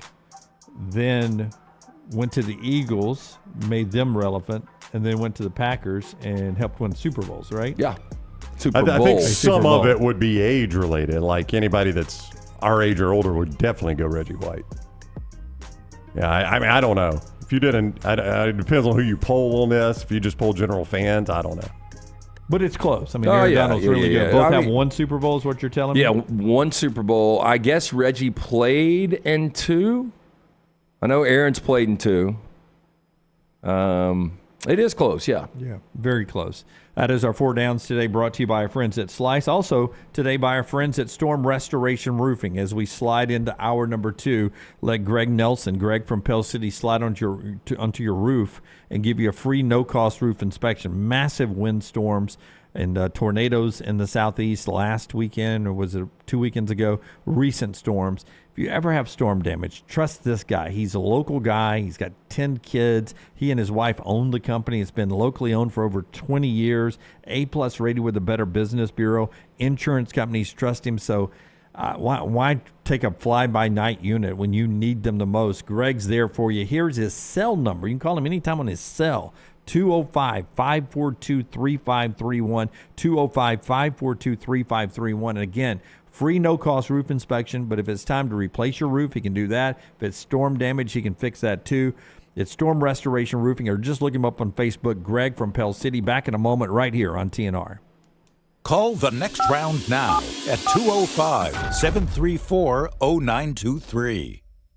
The wait is over. Tonali has arrived. Beautifully distinctive Italian styling and performance. Come test drive the all-new 2024 Alfa Romeo Tonali plug-in hybrid at Alfa Romeo of Birmingham. The all-new Tonali offers best-in-class horsepower and torque, fastest 0 to 60 times in its class, plus best-in-class range with full electric charge. And best of all, qualified Tonali leasees are eligible for up to $7,500 EV tax credit factored into your lease. Hurry down to Alfa Romeo of Birmingham and experience the all-new Tonali. Stop by the New York Butcher Shop and pick up the finest in certified Angus prime beef steaks and burgers, premium pork chops, ribs, and all-natural chicken cut to order just for you. Their chef-prepared entrees and side dishes are the perfect dinner-to-go choice for your family and are ready to heat at home. With a great selection of fine wines and desserts, the New York Butcher Shop is your one-stop dinner shop. 2 locations to serve you, Cahaba Heights and on Highway 119 in Greystone. The New York Butcher Shop. Rare quality, well-done service. This holiday season, help feed families in need by donating at your local Piggly Wiggly. With your donation, Piggly Wiggly and Coca-Cola will provide free packaged holiday meals through the Community Food Bank of Central Alabama. Look to make your donations of $1, $5, or $10 at the register inside your local Piggly Wiggly. Visit thepigbeham.com or mypigglywiggly.com for the location nearest you. Enjoy the real magic of the season.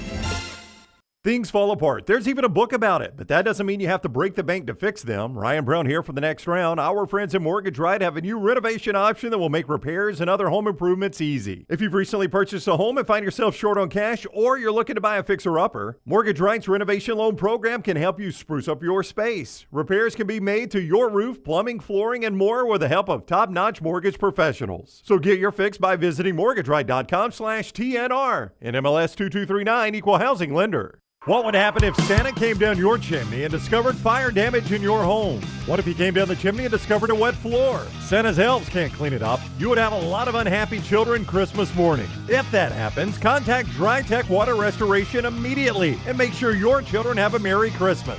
DryTech can clean up the mess and get in touch with your insurance company. Call DryTech 205-637-0143 and make sure your holidays are safe and happy. Happy holidays to all from DryTech Water Restoration. Sunbelt champion Troy meets Duke in the 76 Birmingham Bowl on December 23rd at Protective Stadium. Tickets are on sale now, starting at just $30. The pregame festivities kick off December 22nd at the Bud Light Fan Fest Pep Rally at Uptown with live music, team pep rallies, and everything else you need to get in the game day spirit. This season, fill your holidays with good cheer. Get tickets and more information at birminghambowl.com. Jim Dunaway, Lance Taylor, Ryan Brown, and Rockstar. Live from the Birmingham Racecourse Casino Studios, the next round, presented by Bud Light, is on now.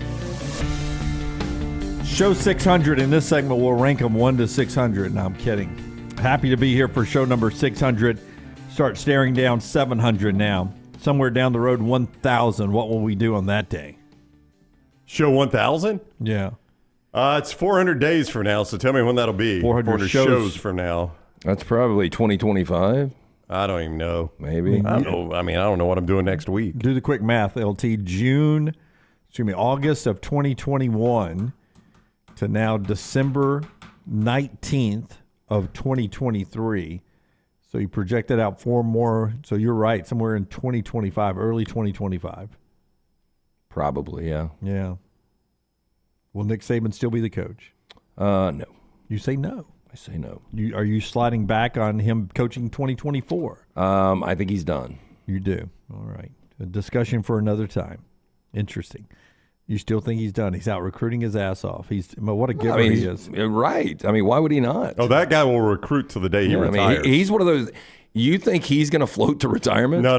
That guy, I mean, like the day before his retirement announcement, he'll be in somebody's living room convincing them to come out. And then they'll be like, hey, we need you in the conference room. We're throwing you a special party. The hell you are. Yeah. I got a recruit on the phone. Yeah, I don't walk out of this office until later tonight. A good way to go out. Couple of portal things, and I got a big question for you here. Show being brought to you this hour in part by our friends at MyBookie. I've had a couple of streaks recently. I just went Saturday, Sunday, and was hoping to go Monday on another parlay hit last night. Didn't get it. It was Detroit Mercy that brought me to my knees last night, Brownie. Is that Mike Davis's team still? Oh, I have no idea. I know nothing about I think these it is, teams. yeah. You remember he was Daddy Ball last year. Wasn't that the team where his kid was trying to break the record or something like that? I was getting 16.5 with them. I can't remember who they were playing, but I was like, God, you can't stay within. Was it Detroit Mercy or Portland State? One of those that took me in. It was 3 basketball games that I did not watch. Couldn't even find them on my TV. Overnight, Michigan clicked back up half a point. Michigan favored 2 over the Crimson Tide and the Rose Bowl. Total of 45. Washington and Texas clicked up as well. Texas up to 4.5. So both favorites took half a point last night. Interesting. 63.5 total in that game at mybookie.ag. Code next round when you sign on at mybookie.ag. You can play all the games there. Bet anything, anytime, anywhere. Today's UTSA Marshall game, UTSA favored 12.5 at mybookie.ag. When you use code next round and sign on, you make your initial deposit. They give you a deposit match up to $1,000. That's with code next round at mybookie.ag. Bet anything, anytime, anywhere. Mybookie.ag, code next round. Mybookie.ag, code next round. All right. Couple of things. We talked in the opening segment about an hour ago about Dylan Raiola picking Nebraska. It gives you now the top 10 recruits, according to Rivals, going to 10 different schools, as Georgia no longer has 2 of them. They just have 1 of them now. Here's the Taylor Korn graphic that she built for us earlier. So there's 10 different schools on the top 10 recruits, according to Rivals, with National Signing Day tomorrow, the one day we talk mostly about recruiting. But that opened the door when Carson Beck said he was coming back for another year at Georgia. Raiola was sort of the focal point earlier. Carson Beck coming back is huge for Georgia. Yeah, I don't know if people thought he would be as good as he was this year. And I still think because Georgia's so great in a lot of different aspects that people probably didn't give him the credit he deserved this year. You know what's interesting with National Signing Day tomorrow is how Kirby, and this is not my words, it's the people who write a lot of stories smarter than me, but in The Athletic, the folks like Seth Emerson and such who cover the Georgia Bulldogs, pointing out how Kirby is really getting out-recruited in the state of Georgia but yet has built this dynasty. And they've been on a roll, right? In 2021, of his 28 signees, 11 were from the state of Georgia. In 2022, of his 30 signees, 13 were from state of Georgia. Last year's number one class, were they number one last year or number two? I can't remember. They were close. 26 signees, only 5 from the state of Georgia. Yeah, I'm looking right now. And then in 2024, Brown, 27 commitments right now. There'll be signees tomorrow. 8, only 8 from the state of Georgia. He's getting the big ones, the ones he wants, but other people like Alabama, occasionally in Auburn or Florida, somebody else will come in and take a big recruit out of Georgia, which is a hotbed. Yeah, we always talk about, all Kirby's got to do is put up a fence around Georgia. Well, I mean, he can kind of cherry pick what he wants in Georgia and recruits nationally. But you get a Keely Ringo and somebody like that from outside of the state. I mean, you go get the best players. We don't recruit just our states anymore like we used to. Right. He's got, if I'm looking at this right, his best player from the state of Georgia is the 10th best player according to On3 in the state of Georgia. Like his highest rated Georgia player is a 4-star. He got none of the 5-stars out of Georgia. I don't know how many there were, but he got none of them. So he's got player 10, player 16, player 18, player 22, player 24 out of the state of Georgia. So that's the guys he's getting out of the state of Georgia. Yeah. Now, those are obviously good players, but still. And this is the headline at The Athletic today. Georgia's recruiting paradox. How are the Bulldogs so dominant without dominating their state? And it is sort of weird, but he is, much like Nick Saban, he's picking the best from around the country to come into Georgia and not just concentrating on the state of Georgia, though you could build a hell of a football team you just really with could. The state of Georgia players. Well, it's wild, though. If you look at the state of Georgia, so the top player out of the state of Georgia is the KJ Bolden kid that's going to Florida State. That's right. Right now, anyway. Yeah. May end up flipping. And then the second best player you had, to Kirby's defense, up until yesterday, okay? He's now going to Nebraska, so you lost him. Now, he wasn't really a Georgia guy, right? He's being counted by On3 in Georgia. But he was a California Georgia. kid who moved. Yeah, but they're counting him into Georgia, so he's the number 2 best player in the state of Georgia. Yeah. He's going to Nebraska now. Your number 3 player going to Clemson. Your number 4 player going to Tennessee. Your number 5 player going to Ohio State. Your number 6 player going to Florida State. Florida State got 2 of the top 10. Your number 7 player, Ohio State. Your number 8 player is the Caleb Odom kid, the tight end that's going to Alabama. Your number 9 player goes to Miami, so Georgia does not get one until you're outside the top 10 in the state of Georgia, in their own state. That's crazy. It is pretty wild to think about that. Now, Florida State, Mike Norvell and Ryan Day did some good work in the state of Georgia. Yeah, I would have thought 40 to 50% of that roster would be Georgia kids. And I'll say this. And maybe it still is overall. For Mike Norvell, he's got 4 of the top 13 kids in the state of Georgia. Now, keep in mind, Florida State is almost a Southern Georgia team. A lot of South Georgia are Florida State fans just because of the proximity to Tallahassee. Or almost a South Alabama team at some point, too. Yeah, but that's pretty good work by Mike Norvell to come into the state of Georgia and take 4 of the top 12 players. Yeah, keep in mind, when Nick Saban does walk away from Alabama, Mike Norvell will be on I don't know if it's a short list, but he'll be on a list. He'll be a guy that the people who are making the decision to Tuscaloosa will at least have a conversation about, if he can sustain this. Now this is his 1 year in the spotlight, and it ended very unfortunately for them. But we admit he inherited a mess and has built out of that. And they were patient with him because he didn't turn it around very quickly. Very much like our buddy Matt Rule. Yeah. The very first year, still no bowl game, but everyone still trusts that Matt Rule is going to get it done. Yeah, no, but he's got to sustain this for him to get a job like Alabama. If he goes back to winning 7, 8, 9 games, Alabama's not going to be interested at all in Mike Norvell. In fact, he might get fired at Florida State. He's got to keep this program on a national level. Bruce Feldman in the next segment, he'll talk to us about Michigan and Alabama, the football game. But Rockstar Cut number 1, Alabama wrapped up practice number 3 yesterday. We had Tyler Booker on the show. You can go back and hear our whole conversation with Tyler Booker on our platform, wherever you get our podcast, video and audio-wise. Remember to like, subscribe, and give us a thumbs up. After practice yesterday, Nick Saban gets asked about George Hilo, the former Michigan assistant who was out of work this past year, but now he's on the Alabama coaching staff. And Nick Saban explains to those gathered after practice why he wanted to do this. Can you just speak to the decision to bring in George Hilo and what kind of role he'll fill on your staff? Well, George has been here before, so he was with us for a long time, knows our system. I think every year that, we've been in the playoffs, we've, tried to bring somebody in primarily because, we spent 2 weeks really on the road recruiting. So somebody to do a little extra work that has good experience. And, when we get off the road, being able to give us a good scouting report of what we need to know. And so that's, the purpose, just to add, sort of a special assistant to me, whatever you want to call it, to, when I come off the road, be able to get me up to speed on what's happening. So that's the reason we've always done that.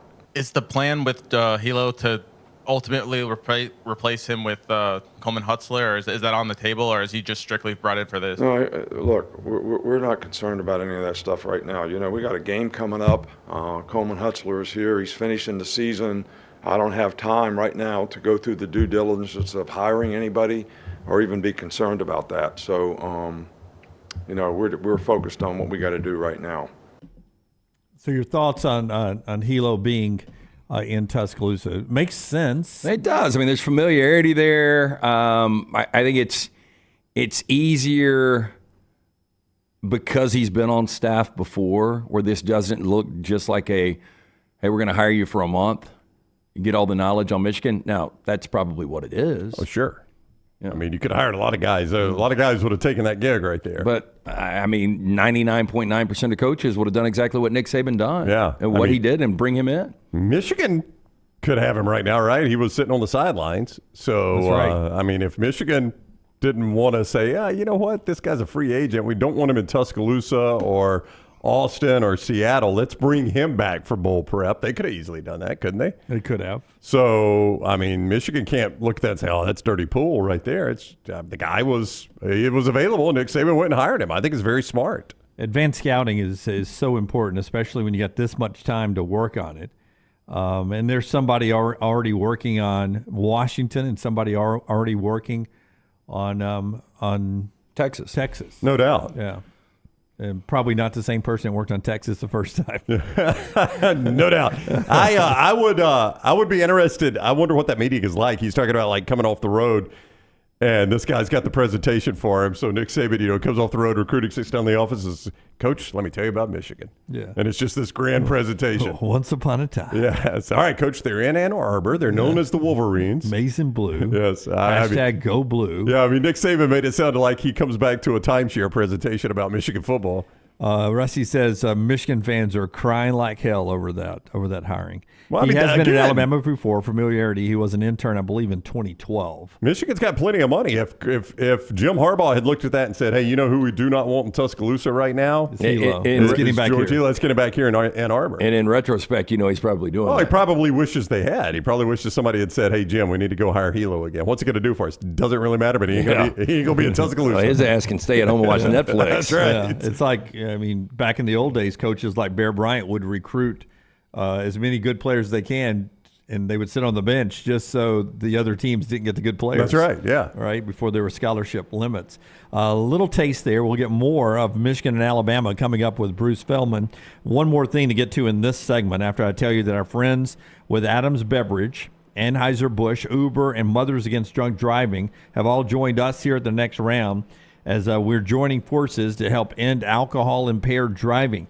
We want to keep our community safe, and it takes all of us to do that. So we're asking you to join us in the pledge of Decide to Ride. Decide to Ride. You can't drive drunk if you don't drive there. Visit DecideToRide.com, DecideToRide.com for more information. That message from our friends at Anheuser-Busch, Mothers Against Drunk Driving, Uber, Adams Beverages, and all of us here at the next round, wishing you a Merry Christmas and a happy, happy New Year. All right, couple of quarterback moves yesterday that were really, I guess, for depth. First off, A.J. Swan, quarterback Vandy, picks LSU. He's not going to go there and be the starter, right? Nussmeier is right now the guy. They may still go to the portal and find a starter.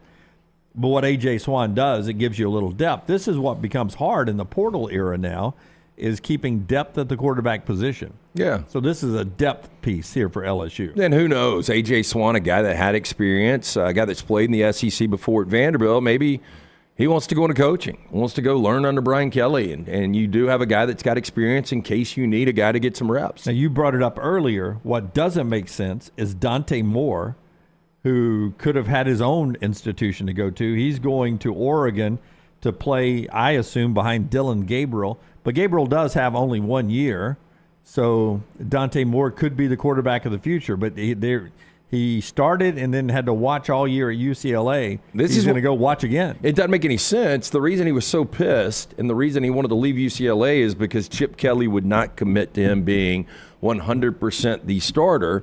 So now this almost reminds me, and you guys tell me, Spencer Sanders, how big was his year in Oxford this year? It wasn't big. Yeah. I think he probably could have stayed in Stillwater and probably been the starting quarterback over Alan Bowman. Yep. And you never saw him. Only one of these guys is going to play, and I'll be surprised if it's Dante Moore. I mean, Dante Moore had a lot of options where he could go on 100% start. There's no way Dylan Gabriel is sitting. I just don't believe it. I don't think so either. Dylan Gabriel's the better quarterback. He's the better quarterback. Yeah. He's not going to take his final year of eligibility, leave Oklahoma to go to Oregon if he's not playing. Chase says Michigan needs to realize you can't cheat the SEC. They're going to beat you to the punch there. RTD4 says that Saban is playing chess with that move. Everyone else is playing checkers to get caught up with that. He's got a reputation of bringing in a big analyst room to sort of give him an advantage. Then it's worked out for the guy for 17 years now. Yeah, I think nobody knows how to do it better, right? And prep for the college football playoff. And, this is it is an interesting move just because of his background and his connections. But I have seen Nick Saban also be asked, when they play a game against a team and somebody is either an analyst or on their staff, and they ask him, hey, do you lean on so-and-so for, special instruction about that school? And he's like, and he's even kind of joked about it before, been a smartass, whatever you want to say. And he's like, we'll try to figure it out first. And if we can't figure it out, maybe then we'll have to go to him. So, if you start asking Saban about this, he's going to downplay the Michigan connection. I don't think it's by an accident that you hire a guy that was at Michigan. You hired a lot of guys for that. Okay, so when we come back, Bruce Feldman, what he found out when he started asking coaches anonymously about the Michigan-Alabama matchup. Still a 2-point Michigan favorite at mybookie.ag. The show being brought to you, though, by our friends at A+, the people that made Brown's underdog bathroom become the betting favorite. The old bathroom that we bought, it was not our favorite when we bought the house. We knew we wanted to update the master bath, but like you do with a lot of things, Jennifer and I just kicked the can down the road and spent that money elsewhere. And finally, Jennifer's like, okay, we got to redo this bathroom. So she scoured the internet looking for the right contractor. She talked to contractors, people that use certain contractors. She picked Brad Bell, A+ Tile Home Remodeling. I am certainly glad she did. He did amazing work. We just wanted it more updated. We wanted it to be a little bit darker, not lighter, and that's exactly what Brad did, exactly the way we wanted him to do it. You can do the same thing. Brad specializes in kitchen and master bath, and that just so happens to be where you get your money back when you go to sell your house. Soon, I am told he is going to start closets. What? Closets. Is that closet outdated and it's just not functional for you? So master bath, closets, and kitchens. Again, that's where you're going to get your money back. Call Brad, 205-422-1758. That is 205-422-1758. If you missed anything I said right here, even did Lance's bathroom, Scott showed you right there. If you missed anything I said, reach out to me. I will get you hooked up. It is Brad Bell, A+ Tile Home Remodeling, 205-422-1758. You can't ignore the elephant in the room. Watch it at Roll Tide Pods on YouTube and wherever you get your podcasts. Hey, if you're looking for Birmingham's best pizza, you need to stop in and see our friends at Slice Pizza and Brew. It's as local as you can get, from the ingredients that go into every pizza to the beer on tap. For a great lunch or dinner, go see our friends today, Vestavia or Lakeview at Slice. Tom Luganville here for Jack's Western and Outdoor Wear. For great holiday shopping for the whole family, this place is a must. Jack's carries all the name brands in boots, hats, and apparel, including the Kynes Ranch brand, as seen on Yellowstone. You might not look like Kevin Costner, but you can dress like him. Jack's also has the only Ariat shop within a shop in the state of Alabama. Come see us every Monday through Saturday from 8 a.m. to 8 p.m. and Sundays from 1 p.m. to 6 p.m. Just look for the Big Red Building off I-65, exit 304 in Coleman. This holiday season, help feed families in need by donating at your local Piggly Wiggly. With your donation, Piggly Wiggly and Coca-Cola will provide free packaged holiday meals through the Community Food Bank of Central Alabama. Look to make your donations of $1, $5, or $10 at the register inside your local Piggly Wiggly. Visit thepigbeham.com or mypigglywiggly.com for the location nearest you. Enjoy the real magic of the season. It's time to start thinking about employee holiday gifts. Consider getting your hardworking guys a pair of Red Wing boots. Each day, your employees are on the job site helping your company succeed, so reward them with comfort at its best. The Red Wing mobile shoe truck can visit your shop and fit your employees with a great selection of boots. Or Red Wing gift cards can be purchased at your local Red Wing store, available in all amounts. Whichever program you choose, your employees will appreciate the quality, service, and selection from Red Wing shoes, and they'll also be thankful they have such a great boss. Reward your employees this holiday season with Red Wing shoes. Sunbelt champion Troy meets Duke in the 76 Birmingham Bowl on December 23rd at Protective Stadium. Tickets are on sale now, starting at just $30. The pregame festivities kick off December 22nd at the Bud Light Fan Fest Pep Rally at Uptown with live music, team pep rallies, and everything else you need to get in the game day spirit. This season, fill your holidays with good cheer. Get tickets and more information at birminghambowl.com. Hey, Lance Taylor from The Next Round. You've heard me for years talk about our friends at Bromberg's Jewelers, and we welcome you to stop by and see that great customer service at the Mountain Brook and Summit locations. But we'd also love for you to check out their new online shop. They've got plenty to choose from. Great gifts, big and small. Available online, they've got David Yurman, Tudor watches, select diamond and gemstone jewelry, William Henry, seasonal and favorite giftware items, and baby gifts as well. They've even got an online sale section. For more information, Brombergs.com. Is Coke Zero Sugar the best Coke ever? It's too bad you can't taste it with your ears, because this Coke Zero Sugar is really amazing. You'll have to take a taste for yourself. Coke Zero Sugar, best Coke ever?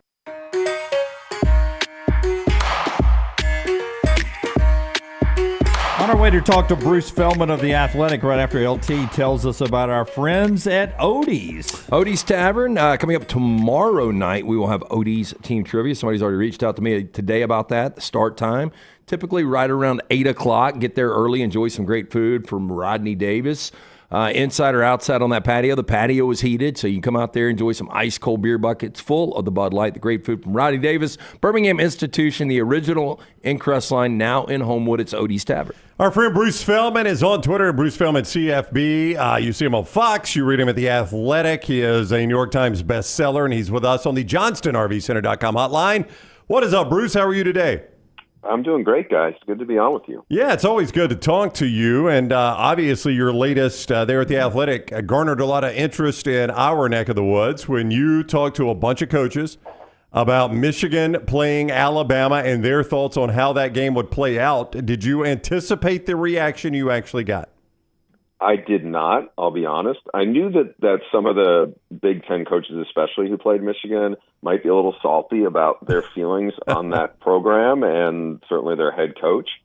But it was overwhelming. You know, the way they talked, you felt like Alabama would at least be a touchdown to 10-point favorite. And instead, it was Michigan that was, you know, the slight favorite. But it was almost entirely across the board. And I think a little of it also, though, was due to the way Michigan looked in the last month of the season. And maybe J.J. McCarthy, we'd heard he was banged up a little bit. Certainly Jim Harbaugh wasn't able to coach those. You know, he coached the Big Ten title game, but he was not there for Penn State. He was not there for Maryland or the Ohio State game. And I think that, you know, that part of Michigan looking very one-dimensional, I think gave a lot of people pause. And I also think, you know, they saw Alabama at their best. They saw Alabama, you know, these guys are watching on TV, and I think they're looking going, we just saw Alabama beat Georgia. I don't know how many of them probably saw Alabama have their hands full with Auburn, or even what they look like in the first half of the year. Now, some of the coaches I talked to put the story that just went up this morning on guys who coached against Alabama. they were much more positive on what they saw in terms of a team that improved a lot. So it felt like one team was trending up and the other one might be trending down. But you know what? It's a month from now is a month from the last game. Things can change a little bit. Bruce, the winner of the Rose Bowl, is there a possibility that either Jim Harbaugh or Nick Saban is coaching their last collegiate game for a national championship? I think there's a much better chance that Jim Harbaugh is coaching his last game. You know, he's flirted with the NFL the previous 2 off seasons. In fact, he went and interviewed with the Minnesota Vikings on signing day, no less, 2 years ago. And then last year, he was in the mix with the Broncos job and ultimately turned it down, I'm told, because he really wanted to coach this team. And now he's coaching this team. They've been through a lot. And, you know, he told me when I saw him in the summer, he predicted they were going to break Georgia's record and have 20 guys drafted off this team. And they're going to have a lot of guys drafted off this team, and the nucleus is going to move on to the NFL. I would think, and there's still, keep in mind, there's still the NCAA investigations are hanging over him in terms of what the NCAA wants to do about 2 different investigations. Obviously, the signal stealing one we know a lot about, and the other one is from the COVID dead period recruiting issues, and that's another one that the NCAA has problems with. Jim Harbaugh was a really successful NFL head coach. He is not a guy who is like a lot of college guys who've gone up to the NFL. You know, Urban Meyer famously, it did not work well at all. Jim Harbaugh proved he can coach in the NFL. He came close to winning a Super Bowl. He didn't. Everything I heard is that would be a direction he ultimately wants to go in. The question is, will there be a right fit? And then the other thing on top of that is, does he ride off in the sunset and lead his alma mater to a national title? This is his best chance to do it. Bruce, I'm interested. I understand, and I don't want to give away all the reads, and I've told people since the beginning, the Athletics, the best value to go pay and read some great content. But was there an overall theme from these coaches on why they thought Alabama would handle Michigan? Was there one place where they thought Alabama really excelled in a place that would hurt Michigan? You know, the thing that is interesting, Jim, on that, and I do appreciate the kind words about the Athletic, is Michigan, the last years, won the Joe Moore Award, which honors the top offensive line group in the country. This year's group is still pretty good, but it's not as good as the previous last 2 years. And in the regular season finale against Ohio State, their best offensive lineman, Zach Zinner, was lost for the rest of the year. So I think that the thing is, Michigan's identity is so much rooted in wearing people out and grinding away at them in the run game. That's something they really couldn't do against that elite Georgia team 2 years ago in the playoff. Will they be able to do it now against Alabama? Now, look, for people who read this story that went up this morning on Alabama, it's not like this is Quinnen Williams out there. This is a good group, but it's, as one of the head coaches in the SEC told me, he's like, you turn on the film, you do not fear this defensive front that they have. I mean, Dallas Turner's a really good pass rusher, but it's not as typically an Alabama defensive line. The area where they are probably as good as they've ever been under Nick Saban is the 2 corners. I mean, people rave about Terry and Arnold. Everybody knew about Kool-Aid going into the year. The feedback I got was that the other guy, Terry and Arnold, is actually playing better. And Downs is a phenomenal freshman safety. But ultimately, will Michigan, and this is going to have to be also not just Blake Corum and Donovan Edwards, but J.J. McCarthy. I mean, you have 2 really athletic quarterbacks here in this game. I think for people who maybe don't know a lot about J.J. McCarthy, you probably don't know that this guy's a legit 4-5 guy, and he will run away from a lot of people. Can he run away from Alabama guys? And can they get enough from Blake Corum and Donovan Edwards? Because that's what Michigan wants to do. Because people will look at them and say they just do not have enough dynamic players outside to give a really good defense problems. And that's the question. Can J.J. McCarthy play his best game? He's got a month to heal up from being banged up in the regular season. He's played some big games. He's beaten Ohio State twice, including at Ohio State. He is really good. If he plays like a guy that people think is a first round quarterback, and he can lead Michigan to a win. But I think right now there's a lot of people who, by the end of the season, were maybe not as believing as they probably were 2 months earlier. Bruce Feldman is with us. Bruce Feldman, CFB, The Athletic at Fox Sports. He's got a couple articles up there where he's talked to some coaches that have played both teams, Michigan and Alabama, and got their feedback on this game. The Big Ten coaches overwhelmingly liked Alabama in this situation. And the coaches in that area, Bruce, are probably more familiar with Tommy Rees than the fans and perhaps coaches around here were.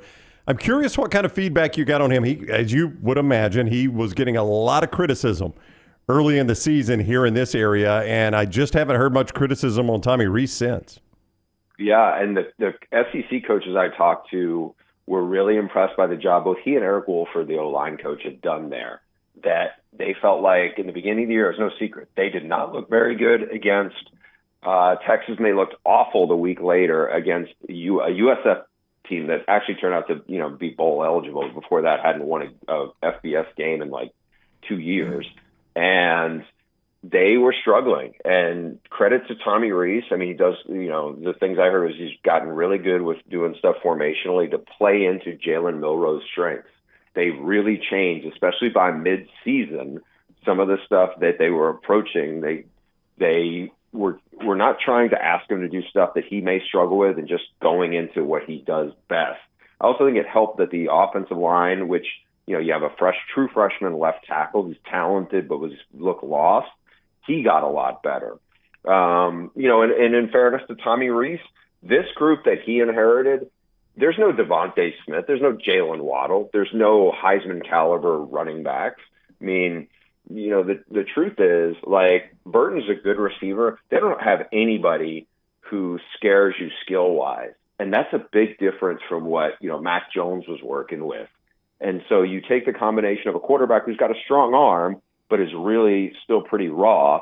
And to see what they were able to do, I think is, I've said this before, and I felt like it was echoed by some of the coaches I talked to. This is arguably Nick Saban's best coaching job in Tuscaloosa because of just how mediocre and shaky they looked in the first month of the season. And to think they turn around and beat Georgia, again, I'm so fascinated by this matchup because, you have the last impression of one team versus another.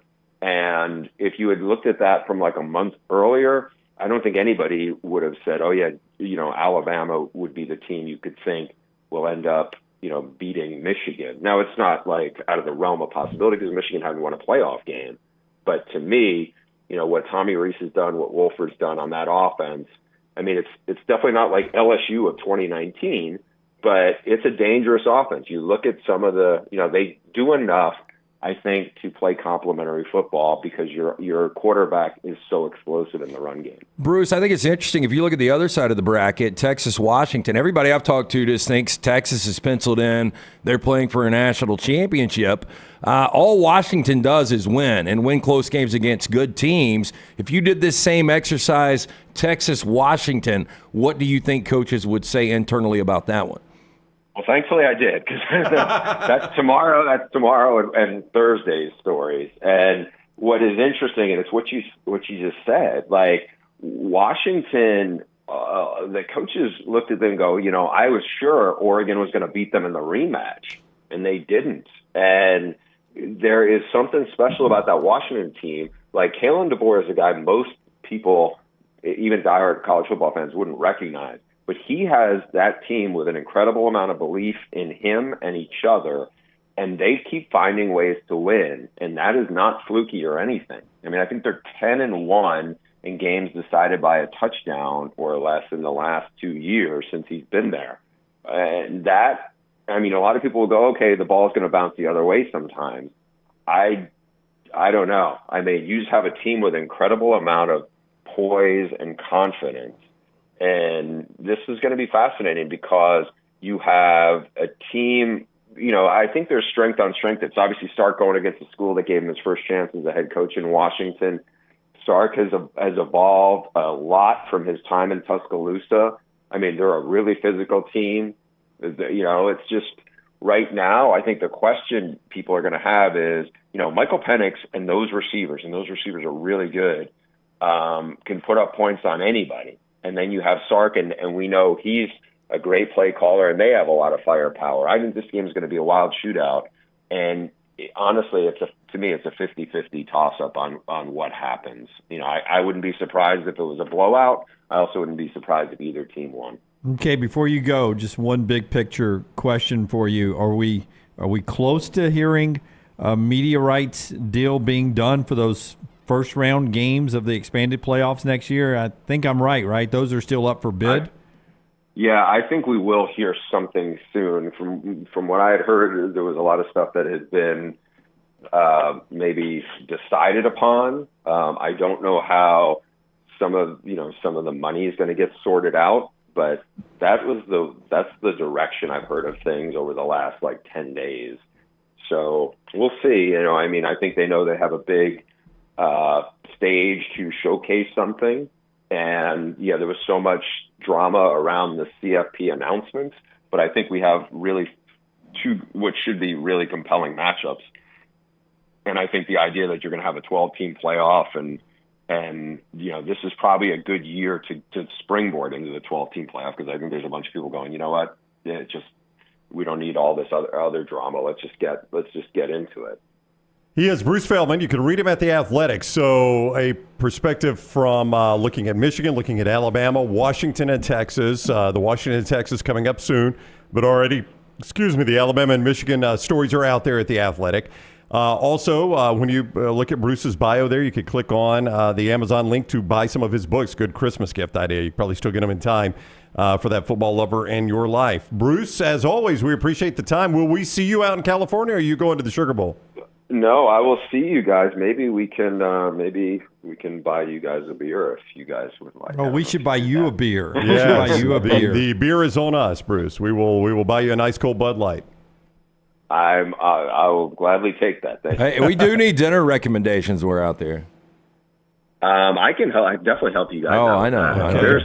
I couldn't help you out with Italian food here. I probably wouldn't suggest any barbecue, but I can definitely help you out with Mexican food and good seafood. Oh, that sounds fantastic. I am all in on that. Hey, yes. And if you got a good place that has nice fiber connection, let us know. Live show location in Pasadena. We'll be glad to hop on a rooftop. And Bruce, just because you're such a West Coast guy, I did want to squeeze this in because I know you did a little piece on what went wrong with USC and Lincoln Riley. And these guys asked the question earlier, long-term Dan Lanning or Lincoln Riley. And, I was a little homerish, and I said Lincoln Riley. I don't know what's going on. I haven't read your piece on that. I will go back and check it out. But I told these guys it feels like NIL has completely thrown the culture of that program off. It has. And one of the coaches made an interesting point that we talked to and said, when you go all in on the portal, and they do have a lot of portal guys, you bring them out, to Hollywood.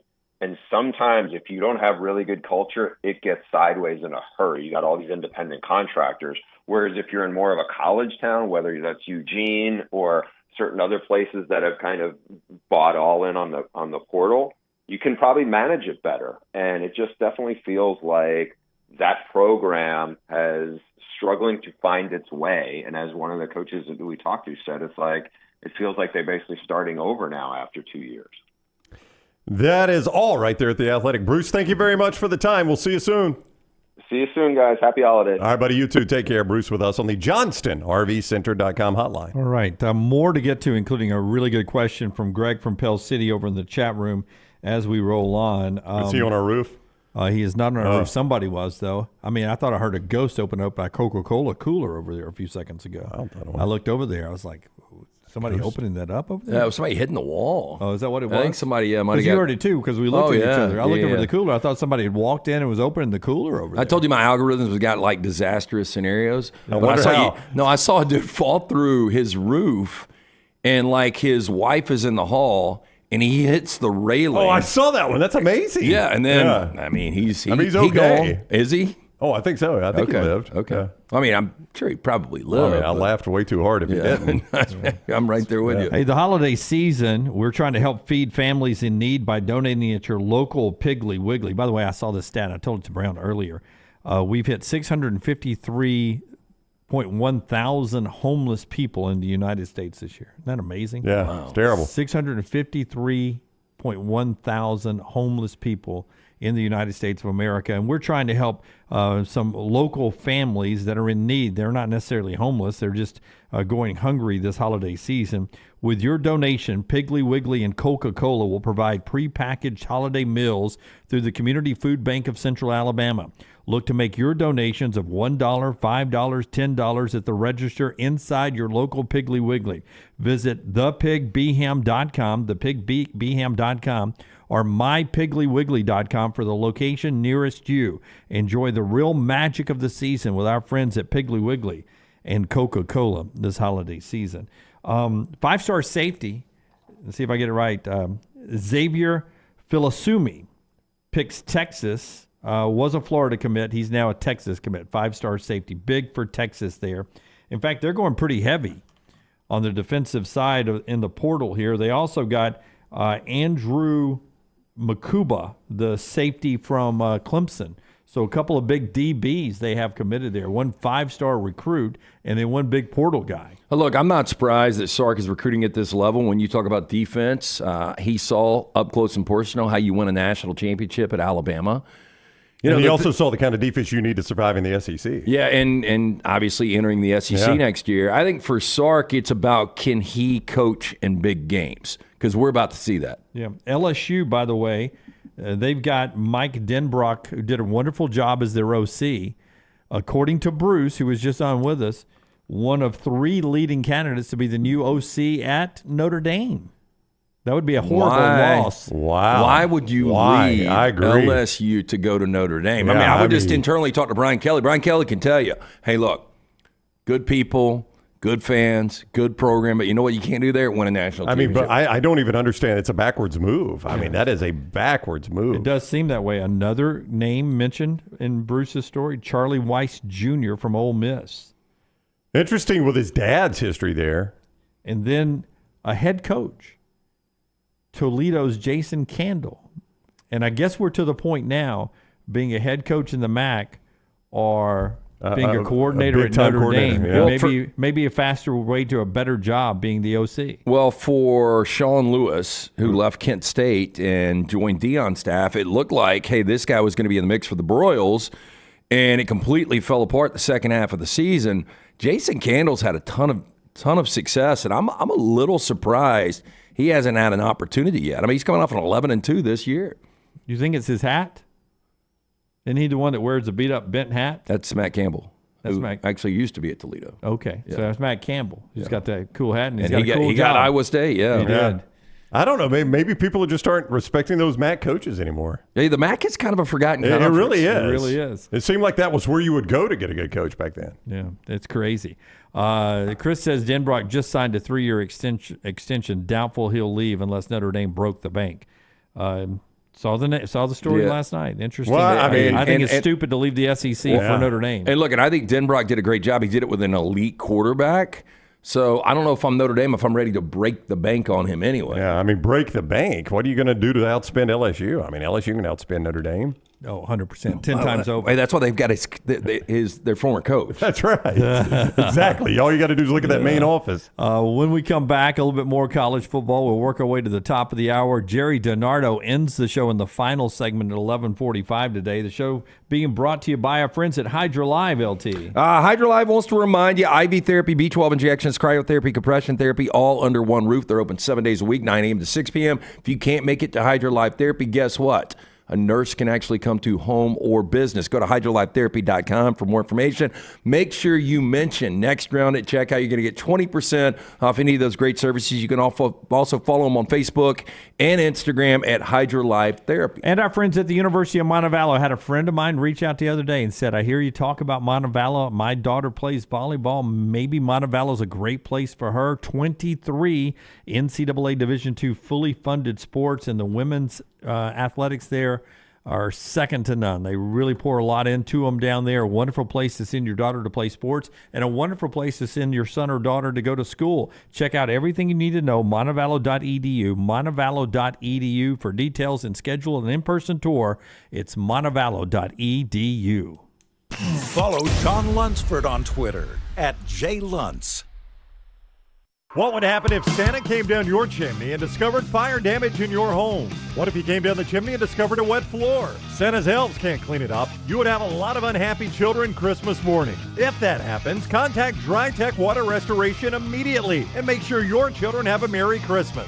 DryTech can clean up the mess and get in touch with your insurance company. Call DryTech 205-637-0143 and make sure your holidays are safe and happy. Happy holidays to all from DryTech Water Restoration. Ryan Brown here for the next round with a question for you. Are you on the bandwagon yet? Bandwagon wants to invite you to one of their 3 retail locations in Birmingham for all your holiday shopping. Bandwagon has the top brands in sporting goods, athleisure, and lifestyle apparel. You can check your entire family off the list at Bandwagon with brands like Task, Bird Dog, and Varley, plus the best in sports equipment. Visit the Bandwagon locations in Cahaba Heights, Homewood, and Trustville, or online, bandwagonsports.com. Next round listeners, it's time to jump on the bandwagon. A legendary coach once said, "It's not the will to win that matters, it's the will to prepare to win." Bryant bankers have the dedication and experience to put together a financial game plan that's right for you. Stop by one of the 7 Central Alabama locations today or give them a call at 1-855-4-BRYANT to begin preparing for your financial future today. You'll find out what unbeatable service and legendary results are all about. Bryant Bank, Equal Housing Lender, member FDIC. This holiday season, give the gift of peace and security to your home with $50 off recurring Wayne's Pest Control Services. As the weather cools down, stop mice, bed bugs, and rodents before they come in. Call 866-WAYNES1 to gift yourself a safe and pest-free home. Sign up for any recurring service with Wayne's and save $50 off. Don't let mice and rats be uninvited guests to your holiday celebrations. Get a pest-free holiday and save $50 off recurring Wayne's Pest Control Services when you call 866-WAYNES1. Hey, Lance Taylor from the next round to tell you about one of our favorite places for breakfast, lunch, and dinner. That is Hamburger Heaven since 1982. Hamburger Heaven has been serving Birmingham's best hamburgers, cheeseburgers, French fries, hand-spun milkshakes, and sandwiches made fresh to order. All of their ingredients are fresh and prepared daily. This includes their beef, always fresh, never frozen, hand-pattied each and every day. For breakfast, lunch, or dinner, visit any of the 4 locations, Highway 280, Irondale, Gardendale, and Homewood.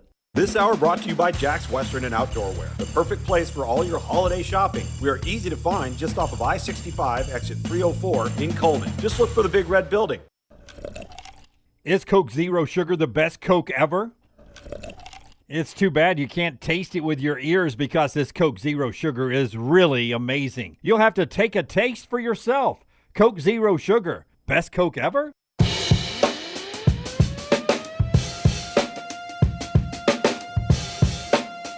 And again, I want to reemphasize how you can help out families in need this holiday season just by going to the register when you shop at Piggly Wiggly.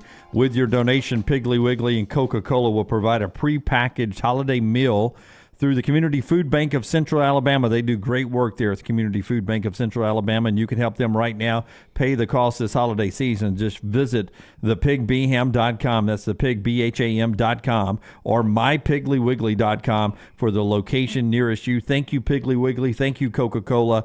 Thank you, Community Food Bank of Central Alabama, and thank all of you for taking the time to donate. Greg from Pell City had a good question over in the chat room. As an Alabama guy, he's asking the question, would you not rather play Texas again than you would Washington if you're an Alabama coach, player, and or fan? I think this is probably going to be unpopular, but I would much rather play Texas than Washington. Texas is probably the overall more talented team. But how difficult is it to beat an opponent twice in 1 year? It is. And especially with the mat on Alabama. Obviously, everybody's going to be completely 1,000% motivated playing for a national championship. But this is a team that made a statement in Tuscaloosa back in September. And Alabama has come so far from that game to this game or this potential game. And I just think, I guarantee you Texas is pulling for Michigan. That may have been the best game Texas played all year, Brown. What would concern me the most about that is the 5 quarters basically I've faced Quinn Ewers if I'm Alabama. He's lit me up for 5 quarters now. Lit me up is probably an overstatement. He didn't light Alabama up in that first half, but Quinn Ewers, let me just get his cumulative numbers against Alabama. Look, as good as Quinn is and as good as his receivers are, Penix is better right now, and his receivers are better. All right, so Quinn Ewers is 33 of 40 for 400, almost 480 yards, 3 touchdowns against Alabama. I mean, that's that in 2 appearances, they have had a tough time with Quinn Ewers. I will tell you, Texas's receivers, I know Washington receivers are good. Texas receivers are good too. Well, Alabama's DBs, Bruce is right about that now. You're not going to find a better pair of DBs, better pair of corners than what Alabama's But I think Odunze is the best receiver on the field. And I think now that you've got Jalen McMillan back 100% healthy, he's your best number 2 receiver. Best complement. Where are we in the health of Xavier Worthy? Because he was a little banged up at the end of the year. I think he is going to be fine. Okay. Yeah, I haven't seen anything that will limit him. Yeah. I think it really comes down to C.J. Baxter, Dylan Johnson, who runs the football better in this game. I would tell you, though, better defense is there in Austin, right? And it just – I think so, yes. It becomes one of the problems early on for Alabama was the defensive line of Texas really exposed that offensive line, specifically a young Caden Proctor. So I don't know if it's as much about the offense versus Alabama's defense as it is what Texas's defense could do to the Alabama offense. You got to wonder, I know they've come a long way, but have they faced a defensive line until they played Georgia? Had they faced a defensive line as good as Texas? I'm not sure they have. No. And then they did against Georgia, and they got passing grades. And I still think you can make an argument that Texas's defensive line is right there with Georgia's. But for Washington's defense, the only time I saw them get lit up, Oregon was good both games, or at least good in the second half of the second game, and they were pretty consistent, some questionable calls from Dan Lanning, but the only time they got lit up was against USC in the Coliseum. Does it concern you that one would essentially be a road game? Yeah, I mean, Texas is going to be a dominant crowd, much like it'll be worse than it was Georgia, Alabama in Atlanta, which was, I thought, 65-35. Well, if you're an Alabama fan, you don't have a ticket yet, you definitely want Washington there. If Washington's there, the bottom falls out of the ticket if it's Washington. Yeah. They travel well. Not that well. Not well as Texas. No, I think it goes from, I was telling somebody this the other day, I think it will be a $3,000 ticket if it's Michigan or Alabama and Texas, as long as Texas is there. But Washington, $500. Yeah, a normal ticket. Yeah. A normal big game ticket.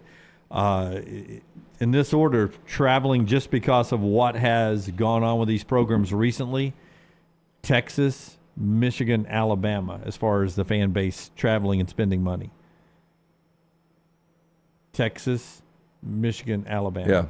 Yeah. I think all 3 spend a ton. But, I mean, Texas and Michigan are hungry. Texas and Michigan will break the bank if that's the matchup. I mean, if I was, a Texas Michigan fan, and I'd be like, hell, I'll pay whatever because I don't know if I'll ever see it again. Ever. Hey, tomorrow night's a big basketball night for Alabama. They get one more shot pre-conference at a really, really good team. Purdue's now number 1. Alabama played deep into the game with them in Toronto. Creighton is number 12 now, dropping from number 8. They played until the final seconds with them.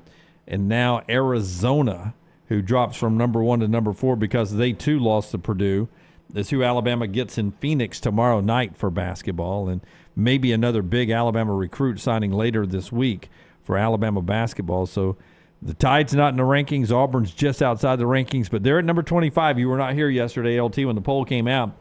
Chris Beard has Ole Miss ranked in the AP Top 25 for the first time since January of 2019. Now, we talked about me submitting that stake with Sark getting to the 14 playoff before Beard could get Texas to a Final Four. I'll hold with it. I think Texas had an opportunity last year to get to a Final Four with Chris Beard. The dude can coach. There is no doubt about it. You got Texas Tech playing for a national championship just 4 years ago, and now already making this immediate impact. And you saw what he was doing at Texas. I will say the pollsters like him much better than the analytics do. Yeah, they haven't played anybody's your point. Well, I mean, their strength schedule at Ken Palm is like in the 200s. Right. 250s. So, no, they have not played a killer schedule. They beat Memphis. They did beat Memphis. Ole Miss is 90th in the Ken Palm, though. If you trust the Ken Palm, which we have put a lot of faith in, and more importantly, actually college football minds and coaches put a lot of faith in that.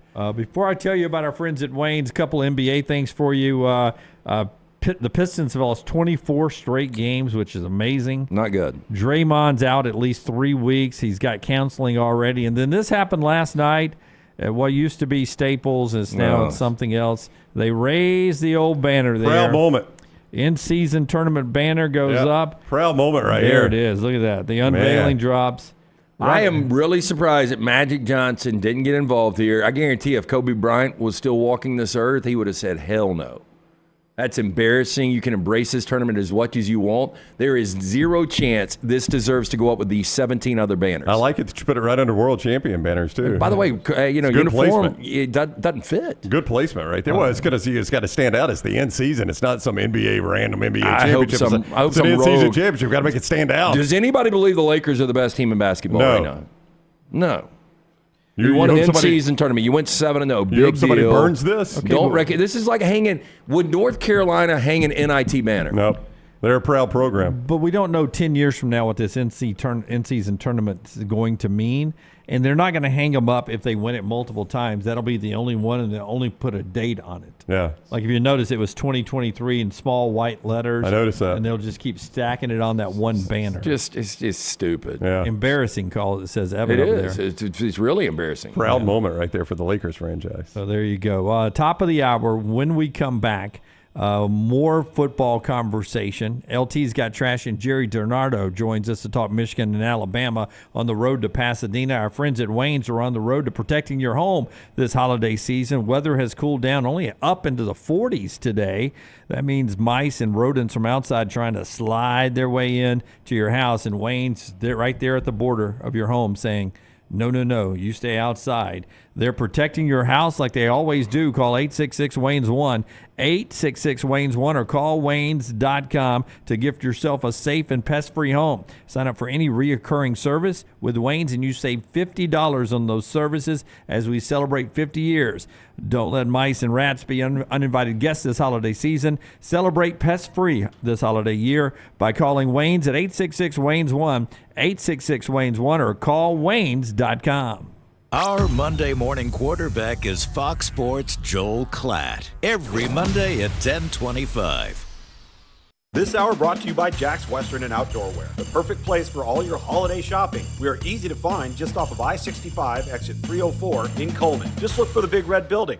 Hey, Lance Taylor from the Next Round to tell you about our friends at Gutter Cap. Gutter Cap's that patented aluminum cover system that fits over most existing gutters to keep out debris and eliminate that gutter cleaning. It's backed with a lifetime warranty, almost 20-year service record right here in Birmingham. Stay off that dangerous ladder forever. 45% off the retail price now if you call guttercapbirmingham.com. Call my good friend Chris Stewart now, 205-823-2212. Cap it, don't snap it. It's Gutter Cap. Stop by the New York Butcher Shop and pick up the finest in certified Angus prime beef steaks and burgers, premium pork chops, ribs, and all-natural chicken cut to order just for you.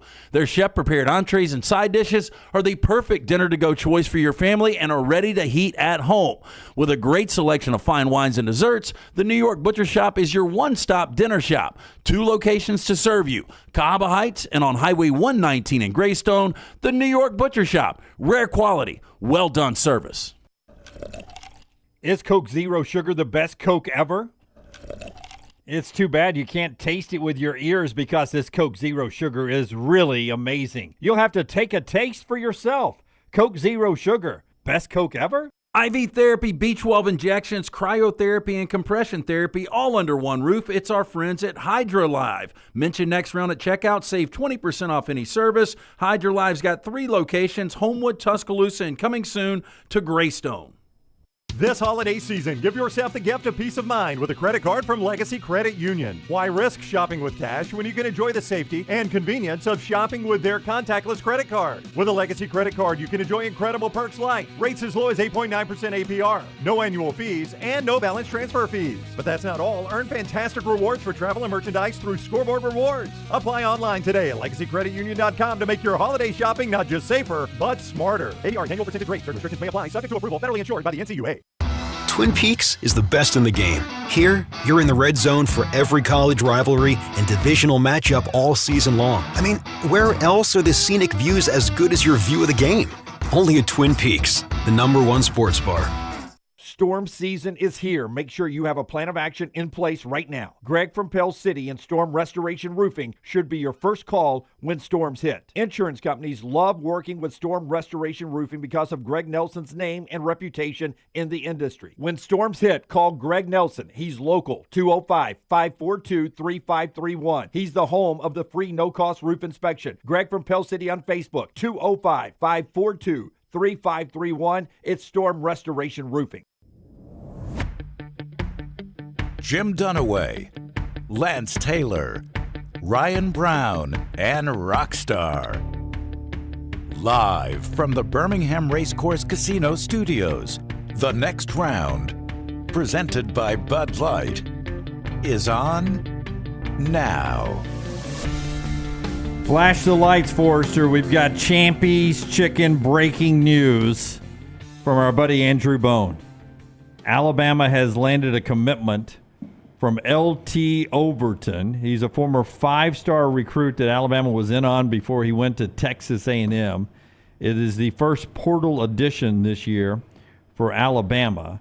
He is a stud on the defensive line. L.T., don't let the L.T. in front of his name fool you. He is not a left tackle. Or Lance Taylor. He is a defensive lineman, L.T. Overton, who has left Texas A&M in the portal and has now committed to Alabama. That's from our buddy Andrew Bone, and others are reporting that now. And he was considered by the athletic list that I was looking at today, number 11 of the portal transfer possibilities there. And I haven't seen it official yet, but the list I was looking at had Walter Nolan, a 100%. He was going to go to Ole Miss, another big defensive guy from Texas A&M. That just I always like Nolan a little bit better, but if you've got the 11th transfer portal guy coming in, is that not like a top 5 recruit based on the fact that these guys are somewhat proven? Yeah, they are. If they have the right attitude, some of the problem with that Texas A&M class. Now I put this on coaching, but the atmosphere there at Texas A&M, that class that got there, they had some issues. Yeah, and they've had big exodus for 2 straight years. So if he comes in and he takes care of his business and blends in the right way into the Alabama culture, then this is a big-time get. Big-time get for Alabama. Kevin says, does anyone remember when Jimbo was going to ruin Saban and let it out, all the skeletons out of the closet? Now Jimbo is sitting at home, sitting on a pile of cash, and Saban's pulling his players from College Station, the ones that he bought, every single one of them. Very interesting. I think both are in good spots right now, though. Yeah, Jimbo probably isn't crying in his probably not in an empty bowl of cereal. Our friends at Champy's Chicken, it will be up here momentarily as we celebrate 600 shows up here. Sterling's bringing that wonderful Southern fried chicken by, hand-breaded, brined overnight, and cooked to order. Also the hand-cut chicken fingers and the Mississippi Delta recipe tamales, all the great sides and sauces. You can't beat Champy's Chicken, champyschicken.com. Highway 119 in Alabaster, perfect this holiday season. And also by our friends at New York Butcher Shop. When it's time to hit the grill at home, we do it with New York Butcher. Yeah, Jim and his staff, incredible. And if you're looking for a great stocking stuffer for the man in your life or the woman in your life, the New York Butcher Shop. You can get a great gift card right now, any denomination. Jim can work that out for you. But if you're just looking to throw that holiday feast, stop by the New York Butcher Shop. Pick up the finest and certified Angus prime beef steaks, burgers, premium pork chops, ribs, all natural chicken cut to order just for you with a great selection of fine wines and desserts. New York Butcher Shop, one-stop dinner shop, 2 locations, Cabo Heights, Highway 119 in Greystone. New York Butcher Shop, rare quality, well-done service. Trash in the next segment. Final segment has Gerry DiNardo, Big Ten Network, talking Bama and Michigan. Rockstar, can you give me cut number 3? There's a couple of homes in your neighborhood on the way that really are into the Christmas decorations this year. I have noticed that. I think it's pretty cool. Brown, I have not driven deep into your neighborhood. My friend Philip Hunter lives at the first turn as you go into your neighborhood. So I haven't really seen the Christmas decorations in your neighborhood. You can't get through the gate. Oh, whatever. You ought to see ours. Is it good this year? Yeah. Out in the yard, too, and everything? Yeah, I'll see. I think I got a photo of it. No, we didn't do yard. We just did trees. I did one tree. Okay, this is sound up here. You tell me if it matches this. Courtesy, by the way, of the Tennessee Volunteer Radio Network on the radio call. No. This is pretty good, though. Ready? Hit it, Rocky. Right pitch will come to the tailback. This is Hayden. at the 5, at the 4, Oh. at the 3, at the 2, at the 1. Give it to him. Touchdown, Tennessee! That's pretty good. Look at that Jeep.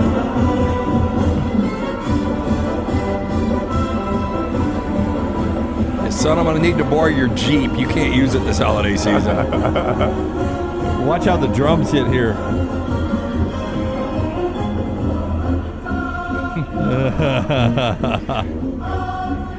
They live next door to a Georgia fan. Imagine if this was in Birmingham. That's pretty good. Yeah, That's pretty good. Watch this drum here. Oh, that's pretty awesome. I put a lot of work into that. You know, there's that place over at Homewood. I think all you guys know what I'm talking about. Yeah, the dude that goes over the top, and I love driving by it. Yeah, but I would not want to be his neighbor. Yeah, it's a lot. It's a lot. You got to get your neighbors fully on board for something like that. And if they're not on board, I don't know that you can go through with it. I love college football, though. That is college football right there. It's tremendous, Brownie. I will tell you, I got a friend who has turned this into a really big side business. Decorating houses? Yeah, and Yeah. I don't want to give away the amount of money he and one other guy makes, but they put up the Christmas decorations, and they're his lights. You don't have to pay for the lights, right? And they decorate it. You pick out a plan out of the book. It's a great he business decorates model. it and has it. You guarantees it's down by January 1st. Because you think about people that have got money, they'll spend it. People that just absolutely love Christmas and might not have it will still spend it. Yep. It seems like a tedious, pain in the ass job. Yeah, but he makes a nice living for just a few weeks in Yeah. December. And so is this a side hustle? It's a side hustle. Okay, but it's a significant amount of money. One more thing off the sheet. I mean, what is it to Roger. decorate a house? A couple of grand? I don't know what the price is. But let's just say. I mean, if you were to do a Griswold-like house, it's got to be a couple of grand, right? Yeah, I think he and a buddy are splitting almost. I think their takeaway when it's all said and done is starting to approach six figures this year. In 1 month of work. Now Well, they're I mean- doing all the labor and everything, so they're busting their ass. Six figures? Yeah. Seems like you could really only do a house a day, right? Yeah, I mean, that is- no. Well, he's got a big staff. Yeah, no, I think they're doing most of the work themselves. Damn, how long would it take to decorate a house? Remember, a lot of people start decorating Thanksgiving Day, right before Thanksgiving. Yeah, but your boys don't. I don't. No, but I'm saying you're two guys that are doing this side hustle. Yeah. I mean, if it's just the two of them. But they've got clients that'll be like, okay, week of Thanksgiving, we want ours to go up, and you sort of Okay, book but let's even appointments. say that they're doing two a day after Thanksgiving leading up to Christmas. And people are going to get it done weeks out if they're going to go that in. Yeah. They did two a day. I don't know if you could get 50 houses in 25 days. Well, maybe they got other crews out there. But I thought it was a great business plan. The money they were pulling in, it blew me away. The extra money. I was like, I'm not that patient. I'm not that talented. Oh, no. I can't do it. Maverick, Hammer Fist, just for lights around the house, about $500 for a 3,000 square foot house. You buy the lights. Okay, these guys are providing the lights, I think. So it's got to be $2,000. It's got to be. I guess, is that just outside? You don't come in and do the insides, right? I know people that there's a business that does that. Comes in and puts up your Christmas trees. Yeah. I mean, you got some disposable income if you're paying people to come put up your Christmas trees. I got in the lucky house. this weekend. Girlfriend's mom came in town. Right. And did you get to go upstairs? Oh, the whole house. Yeah. The deck. I got like an elf workshop now. Hey, the deck looked like it was my favorite room of your house. Did now. she? Yeah, do, I know. My wife does all the trees in our house. I mean, like I lug them up the stairs and stuff like that, but she puts it all up. So I'm very Maggie fortunate. does too. Maggie does. And when Alabama or Auburn in the playoffs, she also takes it all down. So that's why I've been very fired up about the success of our state in football. Determined that gets in there. I mean, they grind it out. I mean, within a day, I was running errands back and forth, and came in. I was like, this whole thing's been transformed. Speaking of transform, my favorite part of your Christmas party the other night was the backyard. I love the new deck you got. You set me up? It's a huge the setup. backyard Here with comes. our friends at Harbors. I got to see Jeremy there, but when I got home and I was taking my clothes off, I Whoa. was like, all right, I was go. like, Keep going. hello, Maggie. But no, I was like, there's that Smoky, the old fire pit smoky smell. fire pit smell. And that's a great smell, man. It's a great smell. Yeah, Loved your backyard. Jack said when he got home to his mom, one of these days this week, she's like, "You need to shower. You smell like a fire pit." I think a fire pit's a good smell. Oh, I agree completely. There are some people that buy cologne that smell like fire pits. Yeah. I think. You want that fire pit. You want a custom fiberglass pool. You just need to get some landscaping done. Harbin's Outdoors award-winning landscape company. They specialize in installing the custom fiberglass pools, landscaping and hardscaping. Harbin's does it all from the install to the lighting, final hardscapes around the pool, everything in between. It's beautiful work. You can find them on Instagram at Harbins_outdoors. See it for yourself or call or text Jeremy directly. 205-300-0718. At Harbins, you and your home are the center of all that they do. Call them today for all of your landscaping needs. Craig, who's listening in the Nashville area, says for a decent-sized home, it's $5K. Well, I like That's a lot. Christmas. I don't like Christmas that much. No, sir. Yeah. I'd rather go to, I don't know, the Bahamas for a week. Exactly. $5K on a vacation. Way better than Christmas lights. Daniel says, interior designer I work with decorates homes inside for Christmas, easily $5K for a 4,000 square foot home. My gosh. Yeah. I mean, really, it's Stacy, according to ComEd, based in today's dollars, and those same incandescent lights, that running those lights for 5 hours a day for 31 days would cost a whopping $3,699 of electricity. Not with our friends at Alabama Power. Let me tell you about. No, I'm kidding. I love my kids. That's the home of Christmas vacation she's But talking really, about. these lights are for the kids and everybody else to see, right? Yeah. Yeah, I'd rather see myself on a beach. That's what I loved about your neighborhood, because I drove through the day one day. It was sort of right at sunset, and they had it all going, and they had a bunch of kids walking around the yard sort of enjoying it. Yeah, my neighborhood, for whatever reason, is all in this year because I got behind the Christmas parade, which I didn't realize we were having the other day. You missed that meeting, man. You don't know what's going on in your neighborhood. I know. That's good. But like game night, man. Christmas parade. Rockstar, give me cut 4. Ryan Anderson was on Elephant in the Room from Roll Tide Pods. That's with our buddy Mick Gillespie and Jake Coker. And, with National Signing Day tomorrow, Ryan Anderson told a story about his recruitment. And just watch it play out. It sort of a little side swipe at Jake Coker here, I think. Why wouldn't you want to play for Coach Saban right now? You get a little piece of that. You guys have had it. From the state of Alabama, and he come knocking on your door. You don't want to go play for him. You're a dumbass. That's well said. Appreciate it, Ryan. Let's say so.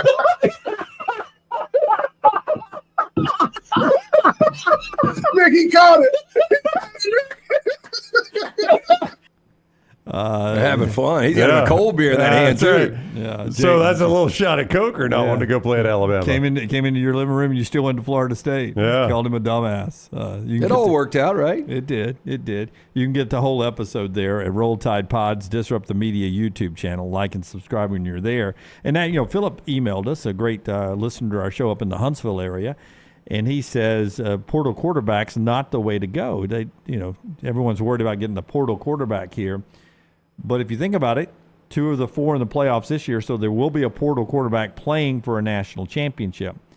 Technically, Stetson Bennett went to Georgia, left, and came back to Georgia, so you judge him however you want to. 2020, a portal quarterback in Fields was in the game and lost.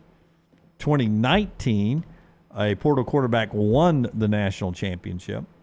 Yeah, I don't think there's enough.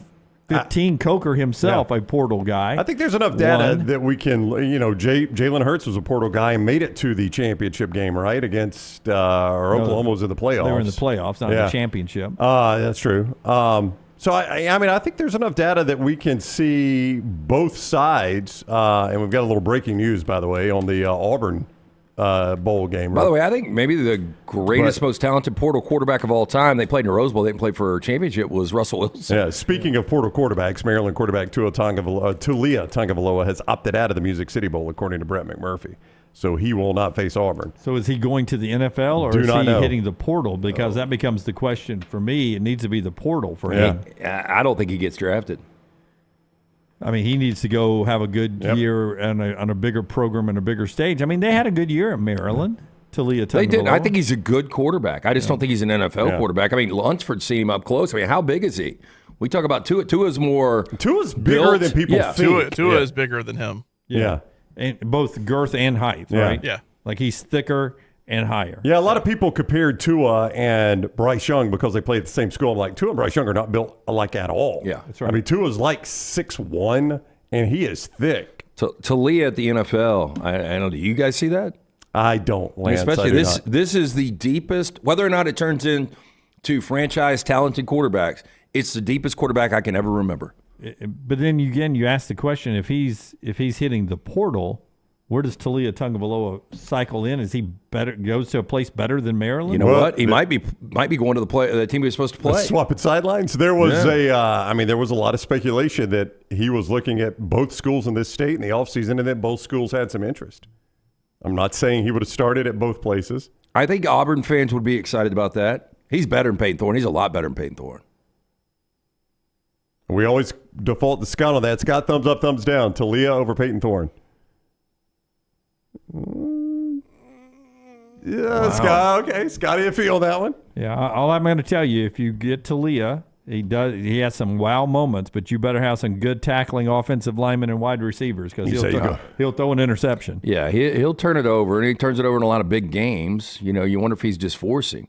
Still, I think he is a much better option to me than Peyton Thorne. Yeah. Our show brought to you by our friends at Hemp Hill. So a little developing news there. Auburn will be facing a team without their QB1 as Maryland quarterback Talia Tagovailoa opts out of the Music City Bowl. Our friends at Hemp Hill want to make sure that none of your heating, cooling, or plumbing opts out this holiday season. Yeah, I told our man Chad yesterday, Adam, Chad, Andrew, the guys at Hemp Hill Services, the name Birmingham has trusted since 1954 for all of your plumbing, heating, and cooling needs.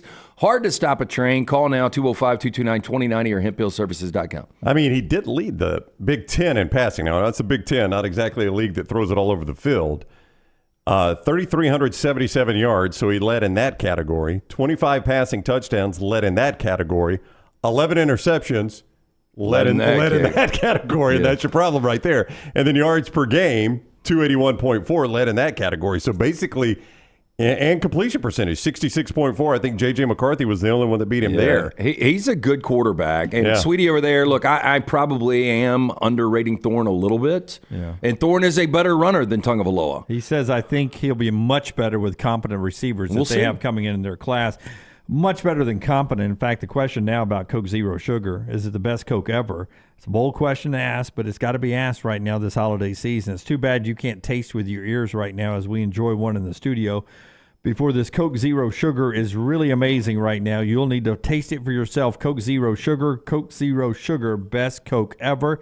Trash is coming up on the other side and the show as well. Being brought to you by our friends at Michelson Laser Vision. It was great to see the doc and his family and his coworkers up here this past week. Yeah, just great people. And everybody that's ever dealt with Michelson Laser Vision, they've got nothing but rave reviews. Again, I got the procedure done over 2 decades ago, and you still got time before the first of the year to get this done and get an incredible deal from our friends at Michelson Laser Vision. Here's the way it starts. 205-969-8100. Ask for Amy. Tell her the next round sent you. They're going to hook you up with a hassle-free consultation. 0 to lose to find out if LASIK is right for you. Make the phone call that I made. I still have 2015 vision, better than 2020. Dr. Mark Michelson, Dr. Jen Michelson, best in the business. 205-969-8100 or online, michelsonlaservision.com.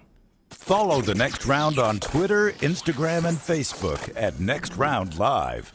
Sunbelt champion Troy meets Duke in the 76 Birmingham Bowl on December 23rd at Protective Stadium. Tickets are on sale now, starting at just $30. The pregame festivities kick off December 22nd at the Bud Light Fan Fest Pep Rally in Uptown with live music, team pep rallies, and everything else you need to get in the game day spirit. This season, fill your holidays with good cheer. Get tickets and more information at birminghambowl.com.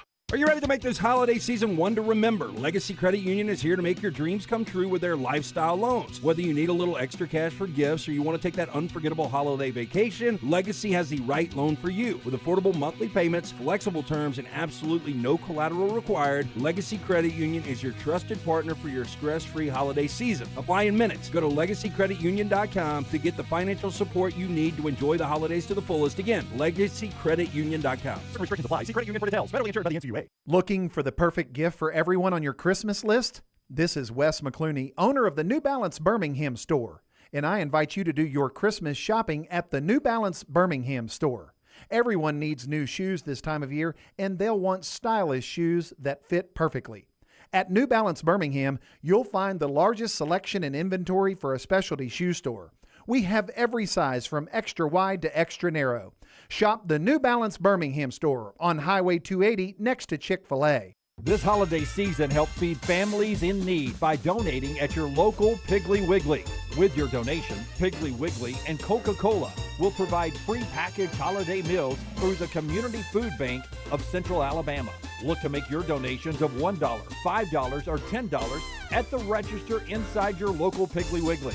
Visit thepigbham.com or mypigglywiggly.com for the location nearest you. Enjoy the real magic of the season. Twin Peaks is the best in the game. Here, you're in the red zone for every college rivalry and divisional matchup all season long. On game day, you never have to decide which teams to watch, only what combination of bites, burgers, wings, and more to order. Plus, where else are your favorite draft beers always poured at a frozen 29 degrees? Only at Twin Peaks, the #1 sports bar. Stick around after the sun sets. Twin Peaks is open really late. Wind down with bourbon and late-night bites. Only at Twin Peaks. Give the gift of Daniel Moore art this holiday season with the 2024 Crimson and White Fine Art Calendar. This year's calendar features collectors' most beloved Daniel Moore Alabama football moments, from the classic goal line stand to the Saban-era 2nd and 26. Special offer for listeners only. Buy 2 calendars and get 1 free with code HOLIDAY at danielmooreart.com or by calling 1-800-735-2787.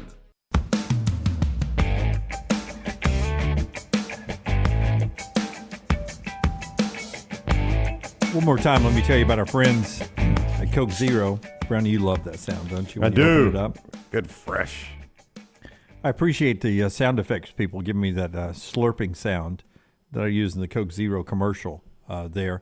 The folks at Coca-Cola and Piggly Wiggly working to help feed the community people, families of need through the Community Food Bank of Central Alabama this holiday season. Whether it's $1, $5, $10 at the register at your local Piggly Wiggly, just swing by there and help out when you shop this holiday season. Make that donation, and it will help out some local families in need through the Community Food Bank of Central Alabama. Visit thepigbham.com, thepigbham.com, or mypigglywiggly.com for the location nearest you. Enjoy the real magic of the season. By the way, National Signing Day tomorrow. We'll be covering it here on the show. Alabama could move up to number 2. They're sort of 3 right now. Georgia's sort of number 1, Ohio State. Florida State's in the mix there. Auburn's trending up. Maybe some more flips happening today and tomorrow. So expect that to happen as everyone sort of gets their roster. Percentage-wise, I got the number here from 24/7.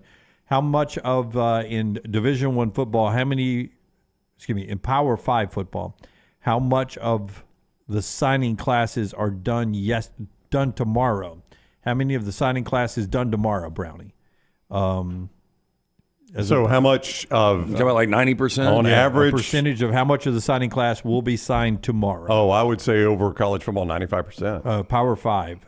Yeah, 95%. 80% is the number. It's a little lower than I thought. I thought it would be 90%. So 80% of the classes will be done tomorrow. And all the major programs basically filled their whole class up tomorrow. So that means you've got really 5 scholarships that aren't done per school out there. Yeah, some will be full, some will have 10, right? Yeah.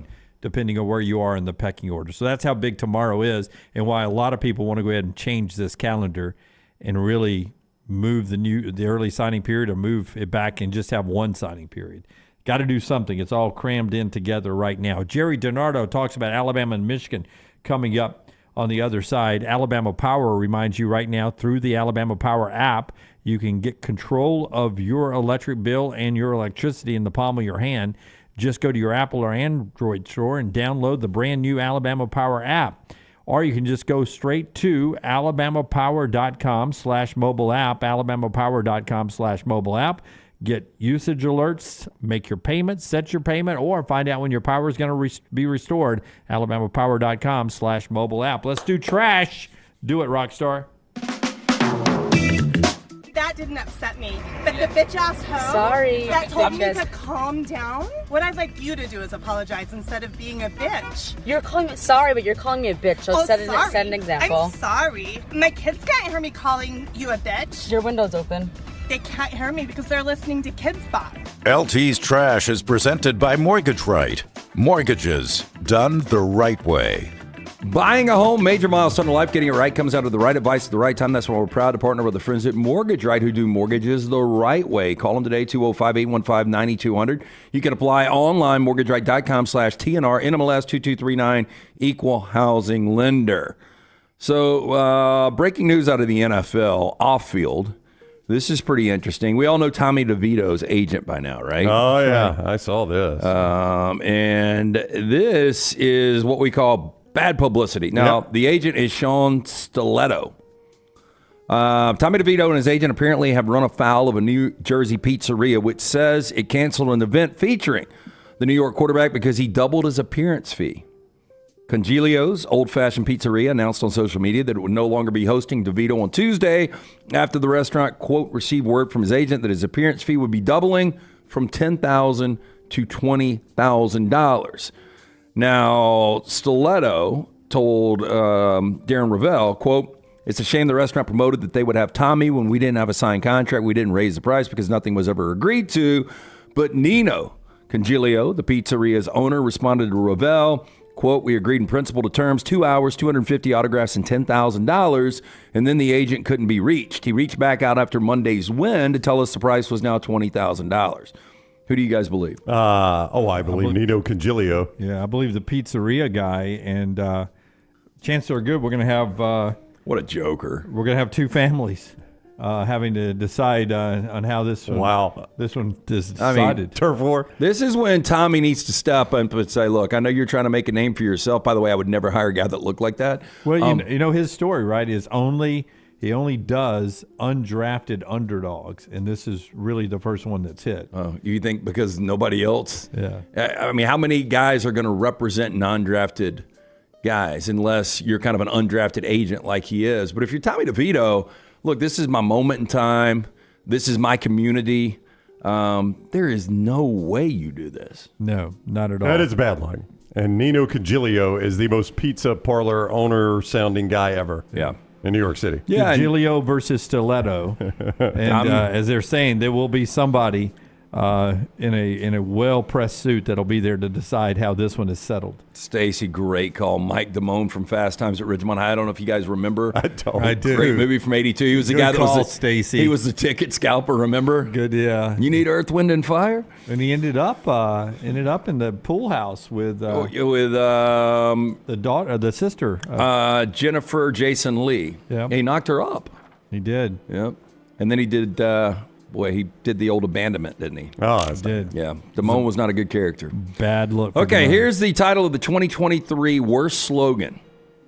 Now, this is from the annual contest organized by the website sleuthslogans.nl. The winner will receive a title decorated in the Delft blue style adorned with the company name and slogan.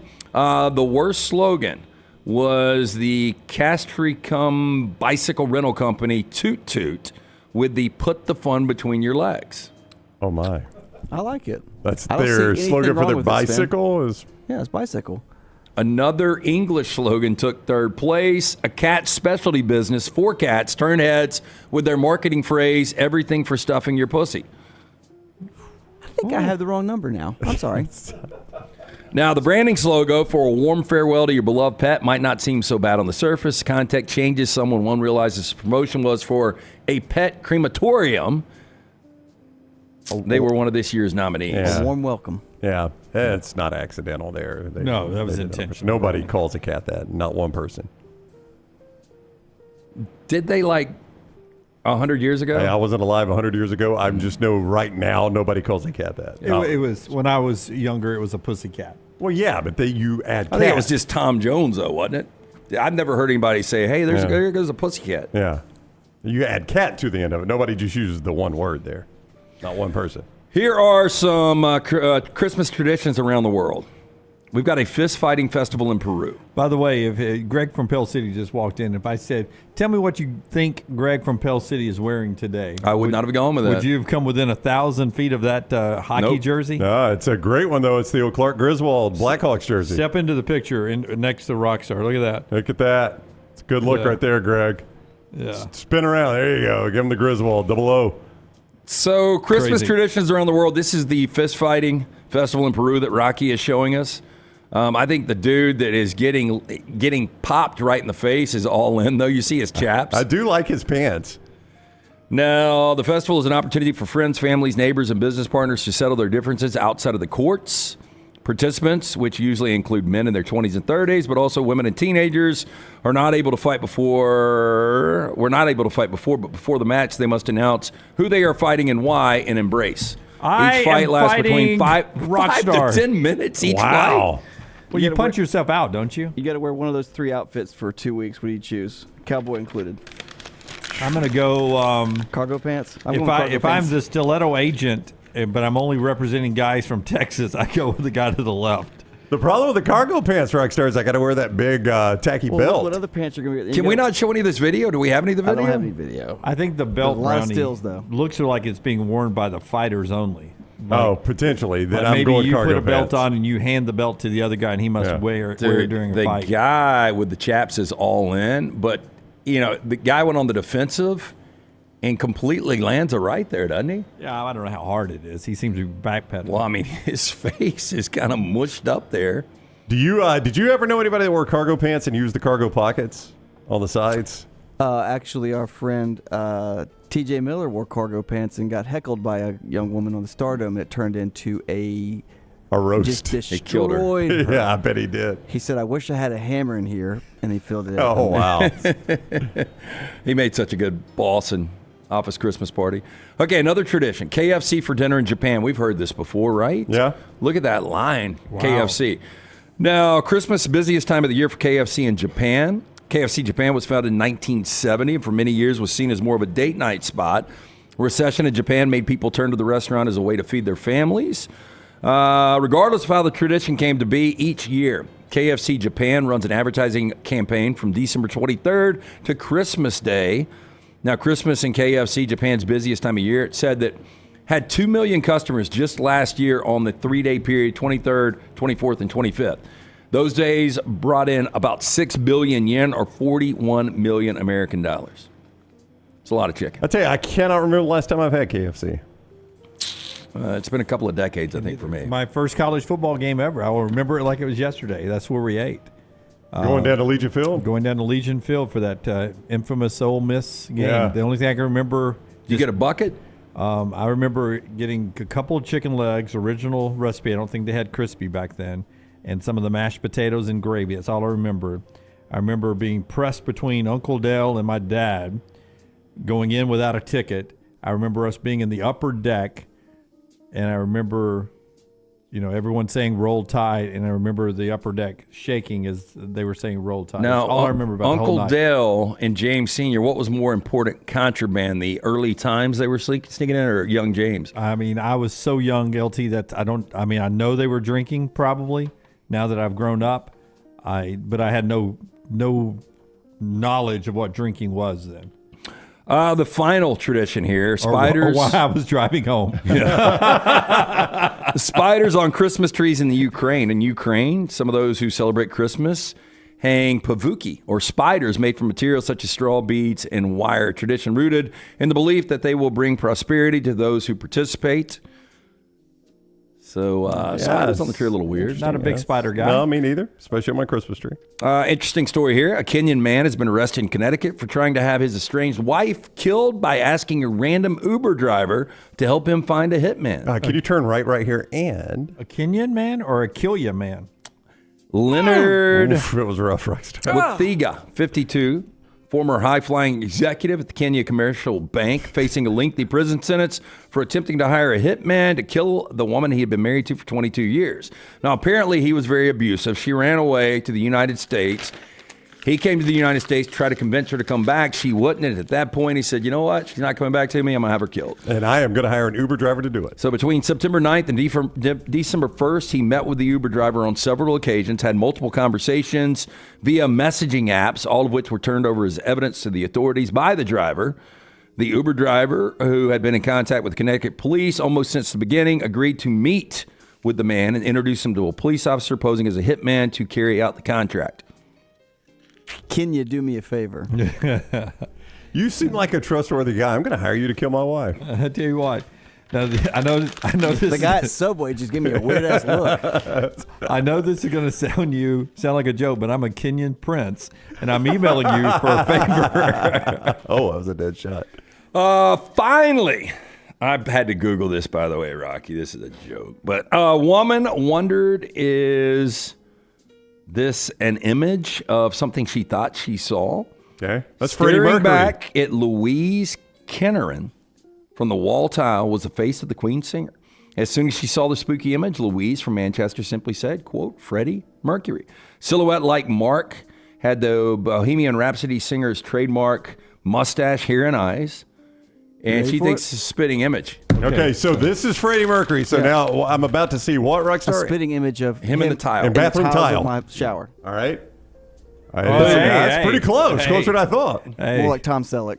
It could be Keith Hernandez. Could be Keith Hernandez as well, yeah. Yep. Yeah, but let's just say it is somebody, though, right? Maybe. I mean, it's a weird image. Honey, Ron Jeremy's in your bathroom. Yep. I mean, yeah, I think it's more Keith Hernandez than Freddie Mercury. I'll give Lance that. No, go back to Freddie Mercury. Nope. No. I mean, if you blow it up, Rockstar, go bigger there. And No, easy, not there. Can you get it to where it matches the size of the face and you go back and forth here? You can't do that? Yeah, technology. You're asking a lot. I am. I'm just saying. That's Keith Hernandez. No.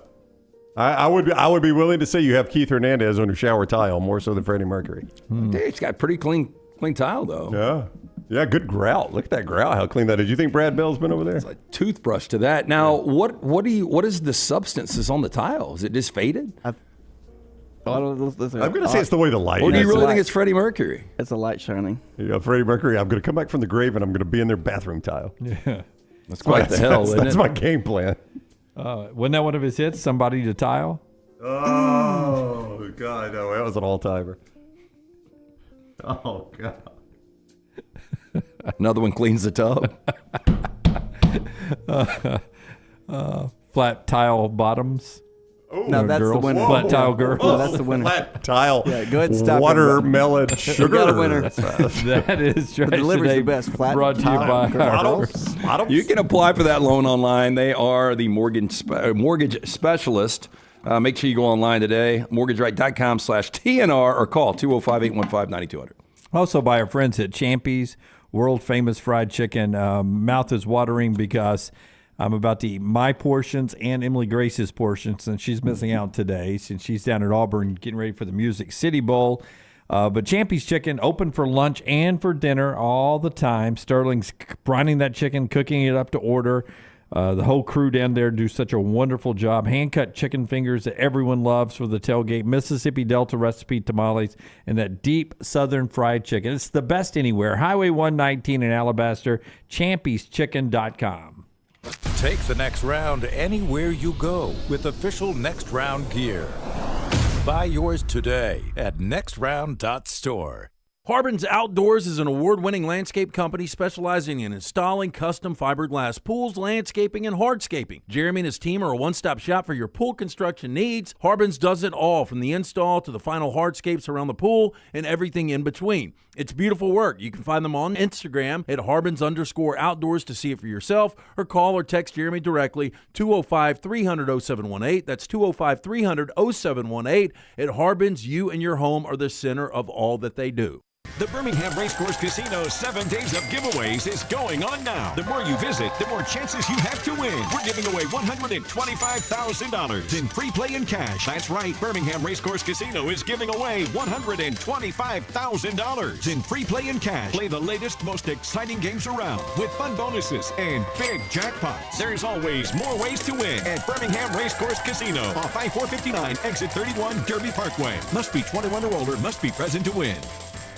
What would happen if Santa came down your chimney and discovered fire damage in your home? What if he came down the chimney and discovered a wet floor? Santa's elves can't clean it up. You would have a lot of unhappy children Christmas morning. If that happens, contact DryTech Water Restoration immediately and make sure your children have a Merry Christmas.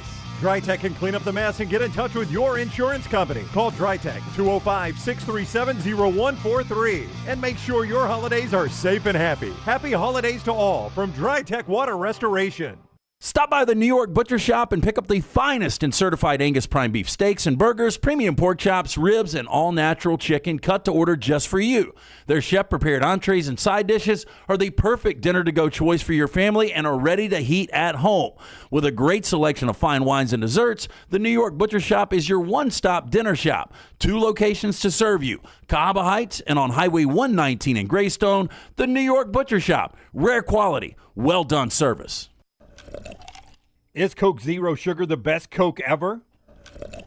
It's too bad you can't taste it with your ears because this Coke Zero Sugar is really amazing. You'll have to take a taste for yourself. Coke Zero Sugar, best Coke ever? Spring weather is here, and our friends at Hemp Hill Services are offering a $69 HVAC tune-up plus 10% off any service call when you mention the next round. Call Adam, Chad, and the guys at Hemp Hill Services. Make sure your HVAC unit is ready to keep up with the changing weather. Hemp Hill Services, locally owned and operated independent train dealer. The team can service all makes and models. For all of your plumbing, heating, and cooling needs, call Hemp Hill Services. It's hard to stop a train. 205-229-2090 or hemphillservices.com. That's 205-229-2090, hemphillservices.com. The Next Round store is live and loaded. Check out the latest logo t-shirts and hoodies. Get your favorite team colors, the Next Round flag shirt, or grab the popular Y'all Can Have the Rest t-shirts. Go to nextround.store. That's nextround.store.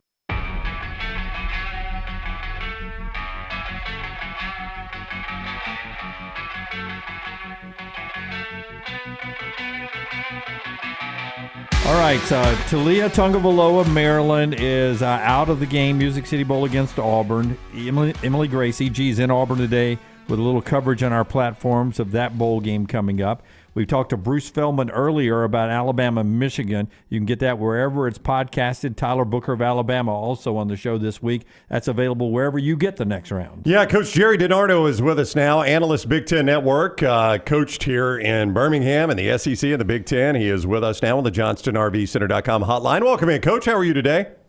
I'm doing great, guys. Thanks for having me. Yeah, we appreciate you coming on with us. So before we get to Bama, Michigan, just your reaction, if you don't mind, on Talia Tungavaloa. Apparently, reading people around the Maryland program, it's not a huge surprise that he has opted out of this bowl game against Auburn, but it does bring his Big Ten career to an end, which numerically, at least statistically, was a pretty successful career. He was a terrific player. I think he's a major factor in the rebuild by Mike Loxley. He was so. What I remember about Leah the most is and this is meant to be a compliment, but his stubborn competitiveness. I mean, he thought like an incomplete pass was the worst thing in the world, and so he would, rather than throw it away, sometimes he would scramble and make a play, or he put himself in harm's way.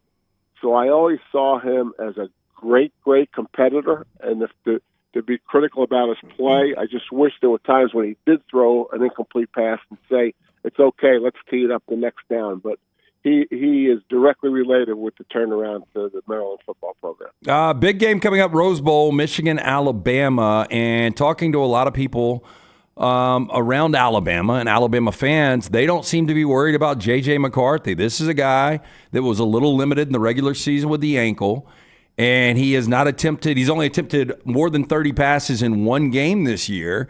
And to me, Coach, it was more like Michigan didn't have to do anything but play to their defense and run the football. Do you believe J.J. McCarthy is a guy capable of having a lot of success against an elite defense like Alabama? Yeah, there's a lot of layers to this question and answer. First of all, yes. Do I think he's capable of it? Yes. Do I think he's prepared for it? I think that's where the issue comes out. I don't think anyone questions his ability to run the ball, his ability to throw the ball. What I question about it is the schedule. I don't think really helped them against the best teams. I mean, they beat Penn State, they beat Ohio State, but they weren't consistently challenged enough to know what they had to work on, to know what somebody could expose that could put them in defeat. He's capable. Now, like most teams that have a mobile quarterback, they're only going to use him on the read option against defenses that are really good, and obviously Alabama falls into that. So they'll have to get him involved and put him in harm's way in the run game. In the pass game, really inconsistent. The last couple games prior to the championship game against Iowa. So capable, yes. Prepared. I think the Alabama fans may have a point that he may not be as big a factor in the game that he needs to be to win the game. And I'm obviously not an expert on the Alabama defense or the Alabama team. I'm an expert. I feel like I'm an expert on the 14 Big Ten teams. But my guess is if you look at what Iowa did in a championship game against the Michigan offense, I would think that Nick and the defensive staff are multiple enough, especially with all the time for bowl preparation, to implement if they don't already use some of the things that Iowa's defense used, because Iowa's defense shut down Michigan. One of the things Nick Saban does best, and he has since he got to Tuscaloosa, is he tries and most times eliminates outside noise, whether it's rat poison, as he calls it, but when his team's really good, whether it's debate about coaches who've already taken other jobs and are still coaching with the team. He makes sure, for the most part, they are still getting their job done. Just not a lot of outside noise. Can you talk to me how difficult this has been for this Michigan team this year with the suspension of Harbaugh early on, the suspension late, and everything in between, of how they are still unbeaten. They're in the college football playoff as the 1 seed. I mean, it takes a special coaching staff to get through something like they've gotten through this year, doesn't it? Yeah, I think your example of how Nick has handled the Alabama thing, this is the direct opposite. They couldn't be any more opposite. It's the distractions at Michigan almost became the new normal. Like, it was standard procedure that there was going to be some crises, and it was going to be Michigan against the world and all those things. And the players fed off of it emotionally. I don't think it helped them technically. I don't think it helped them block a 3 technique or scheme another team. They beat Penn State. I can't remember. It was 32 runs in a row, things like that. I think when you're a power program like Michigan and Alabama, you're not, at a certain point in the game, you're thinking about the rest of the season or the next game without obviously your players thinking about it. But as a head coach, there's times when, okay, we've got this game won, especially with the schedule that Michigan's had, but really, do we need to do anything today to get us ready for something that's down the road? And I think Nick probably also has done that in his career. So all the distractions with Jim not being there and the great job Sharon Moore did, I don't think there's any way that can be considered a positive. In my mind, it's a negative. Coach Gerry DiNardo is with us, Big Ten Network analyst, is on Twitter if you would like to follow him there, at Gerry DiNardo. He's on the JohnstonRVCenter.com hotline. And you mentioned Sharon Moore. We talk so much about him. I think sometimes Jesse Minter gets overlooked, and that was one of the most dominant units in all of football is his defense. What does he do well, the 40-year-old defensive coordinator there at Michigan? What does he do so well that makes that defense so good? I think what Jesse does well is what all the best defensive coordinators do. I look for a defensive coordinator that calls the game as if he was an offensive coordinator, if that makes any sense. And it's not necessarily the scheme, right? Like when I competed against Steve Spurrier, I never thought his offense was overly complicated. I thought the beauty and the genius in the Spurrier offense was when he called the play against what defense. And I think the best defensive coordinators, first of all, they have the great personnel. Michigan has great personnel, especially in the front end.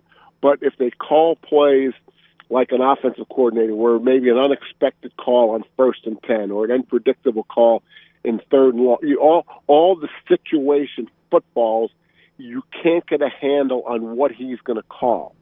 And the way technology is now, everyone knows so much about the opponent. What they don't know about the opponent is if they're calling the game a little unpredictable in the situation football, 3rd and short, 3rd and long, goal line, red zone. Can they never get a handle on that situation? Everybody gets a handle on 1st and 10, although you can be an aggressive play call someone 1st and 10. But I think that's what Jesse does because we know their personnel, we know their scheme. We just don't know what play he's going to call when. Coach, I'm one of those that I thought Cal McCord was better than advertised. I'm not surprised that he's leaving Ohio State, a little surprised at the location he goes to in Syracuse. But ultimately, what do you think Ryan Day does at quarterback? Yeah, I think Ryan Day is a coach that is under as much pressure that maybe there's ever been in the history of college football. I mean, he takes over for Urban. Urban was 7-0 against Michigan, and there were years when Michigan wasn't very good in that 7-0. Now he's a head coach for the first time in years that hasn't had a really great quarterback, and so on. He's lost to Michigan 3 years in a row. But this is the new normal, right? I mean, Kyle McCord, I agree, a good quarterback, a good solid quarterback, but maybe the pressure on him that he wasn't like CJ and the rest of the great quarterbacks Ohio State had. You know, I agree, Syracuse a little bit of a surprise, but you know what, guys? Maybe that's what he wanted. Maybe that's perfect. Maybe he's appreciated. Maybe he's going to be overappreciated instead of underappreciated. I mean, I think we're all trying to get inside the head of the new college football player that has this newfound NIL and this newfound transfer portal. And so I don't know that we've all have it figured out yet what these guys are thinking. Do you think, and this is a new conference alignment question for you, do you think we still have conference styles in this day and age of college football? Because, you know, when I was growing up, Coach, the SEC played a style, the Big Ten had a style, Pac-12 had a style. So here comes USC, Oregon, Washington, and UCLA into the Big Ten, and you would expect there to be clashing styles. But are there really that difference in the way we play football from conference to conference now? Do you expect these teams to blend in pretty comfortably into the Big Ten?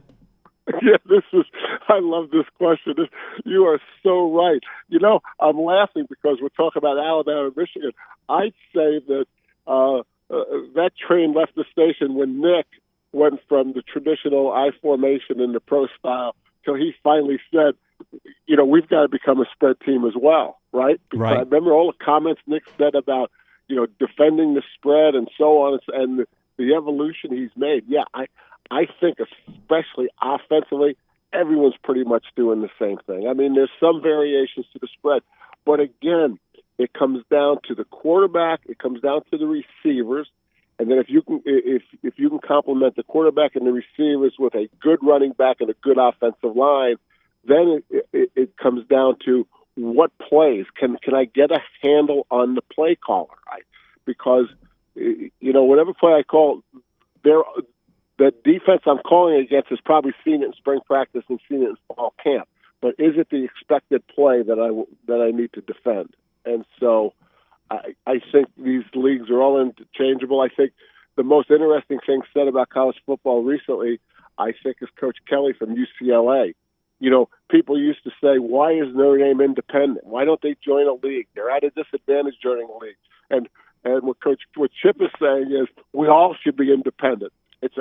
When you sit and think about it, it's worth considering. It'll never happen probably for all the obvious reasons, but even though it may never happen, it may be the best solution. That'll never happen. You asked a good question there at the end, Dunaway. Did you not used to host Coach DiNardo's coaching show on TV when he was here in town? I did. So he taught you a little bit while you were there. I learned a lot from Gerry DiNardo. My 1 year at Buffalo Wild Wings was where we. It was Baumhauer's. It was Baumhauer's, yeah. Talking Thunderbolt football. Thunderbolt football. T-balls. Yeah. So Coach DiNardo, you taught Dunaway a little something. So you can rest easy now. The Thunderbolts. I love the Thunderbolts. It was great. Did you even remember who hosted your coaching show? Now, you don't want to put me on a spot like that, do you? Of course I remember.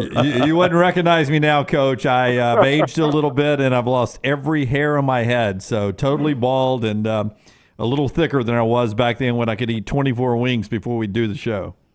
Okay, so I've lost half my hair, and I'm a lot older than you are. So, Coach, it's great to catch up with you again. Thank you very much for the time. Have a great Christmas. Thanks for having me, guys. Merry Christmas. All right, you too, Coach. That is Coach Gerry DiNardo, Big Ten Network, with us on the JohnstonRVCenter.com hotline. Let's see. Coach Lane. I'm trying to remember what Coach Lane's name is. I hosted his show, Transylvania Basketball. Oh, yeah. Then I did, I think the next coach show I hosted was DiNardo's coach's show. Then Mike Price show. Yeah, but next it was Franchione. Okay, you did the Coach Fran show. Then it was the one Mike Price show that never aired. Right. Yep. It is somewhere, I bet. In a vault. But it never aired. That's when Dunaway said, Coach, I got a feeling you're going to be the greatest coach in Alabama history. I can't wait to watch this offense. That's right. Then I did the Mike Shula show. Did not do the first year of the Nick Saban show. They went someone else. Nick hated that guy, and they called me back and said, hey, would you do Nick's show? So I did that for a few years. And then you filled in when Chris Stewart was in the hospital. You filled in for that. Yeah. So Coach Lane, who is a legend in Transylvania basketball, DiNardo, Franchione, one Mike Price show, Mike Shula, Nick Saban. Who do you think's the best coach of that group? Yes, you want to rank that group? Yes. Who's number one? It ain't Gerry DiNardo. Wow. Yeah, easy to go number one. Debate for last. Wow. Yeah, Nick Saban's got everybody. I thought Coach Lane at Transylvania might catch the stray, not just the guest we had on. That's our show today. Happy 600, everybody. Happy 600, Canada. We'll do 601 tomorrow at 9 a.m. Central Time. A lot of cool stuff coming up on our road to Pasadena, so make sure you set your alerts, like and subscribe everywhere. We got some fun stuff about to happen, including we're about to sit down to a nice Champy's Chicken Mill, who brought you this hour from Highway 119 in Alabaster. Until next time, God bless you and God bless America.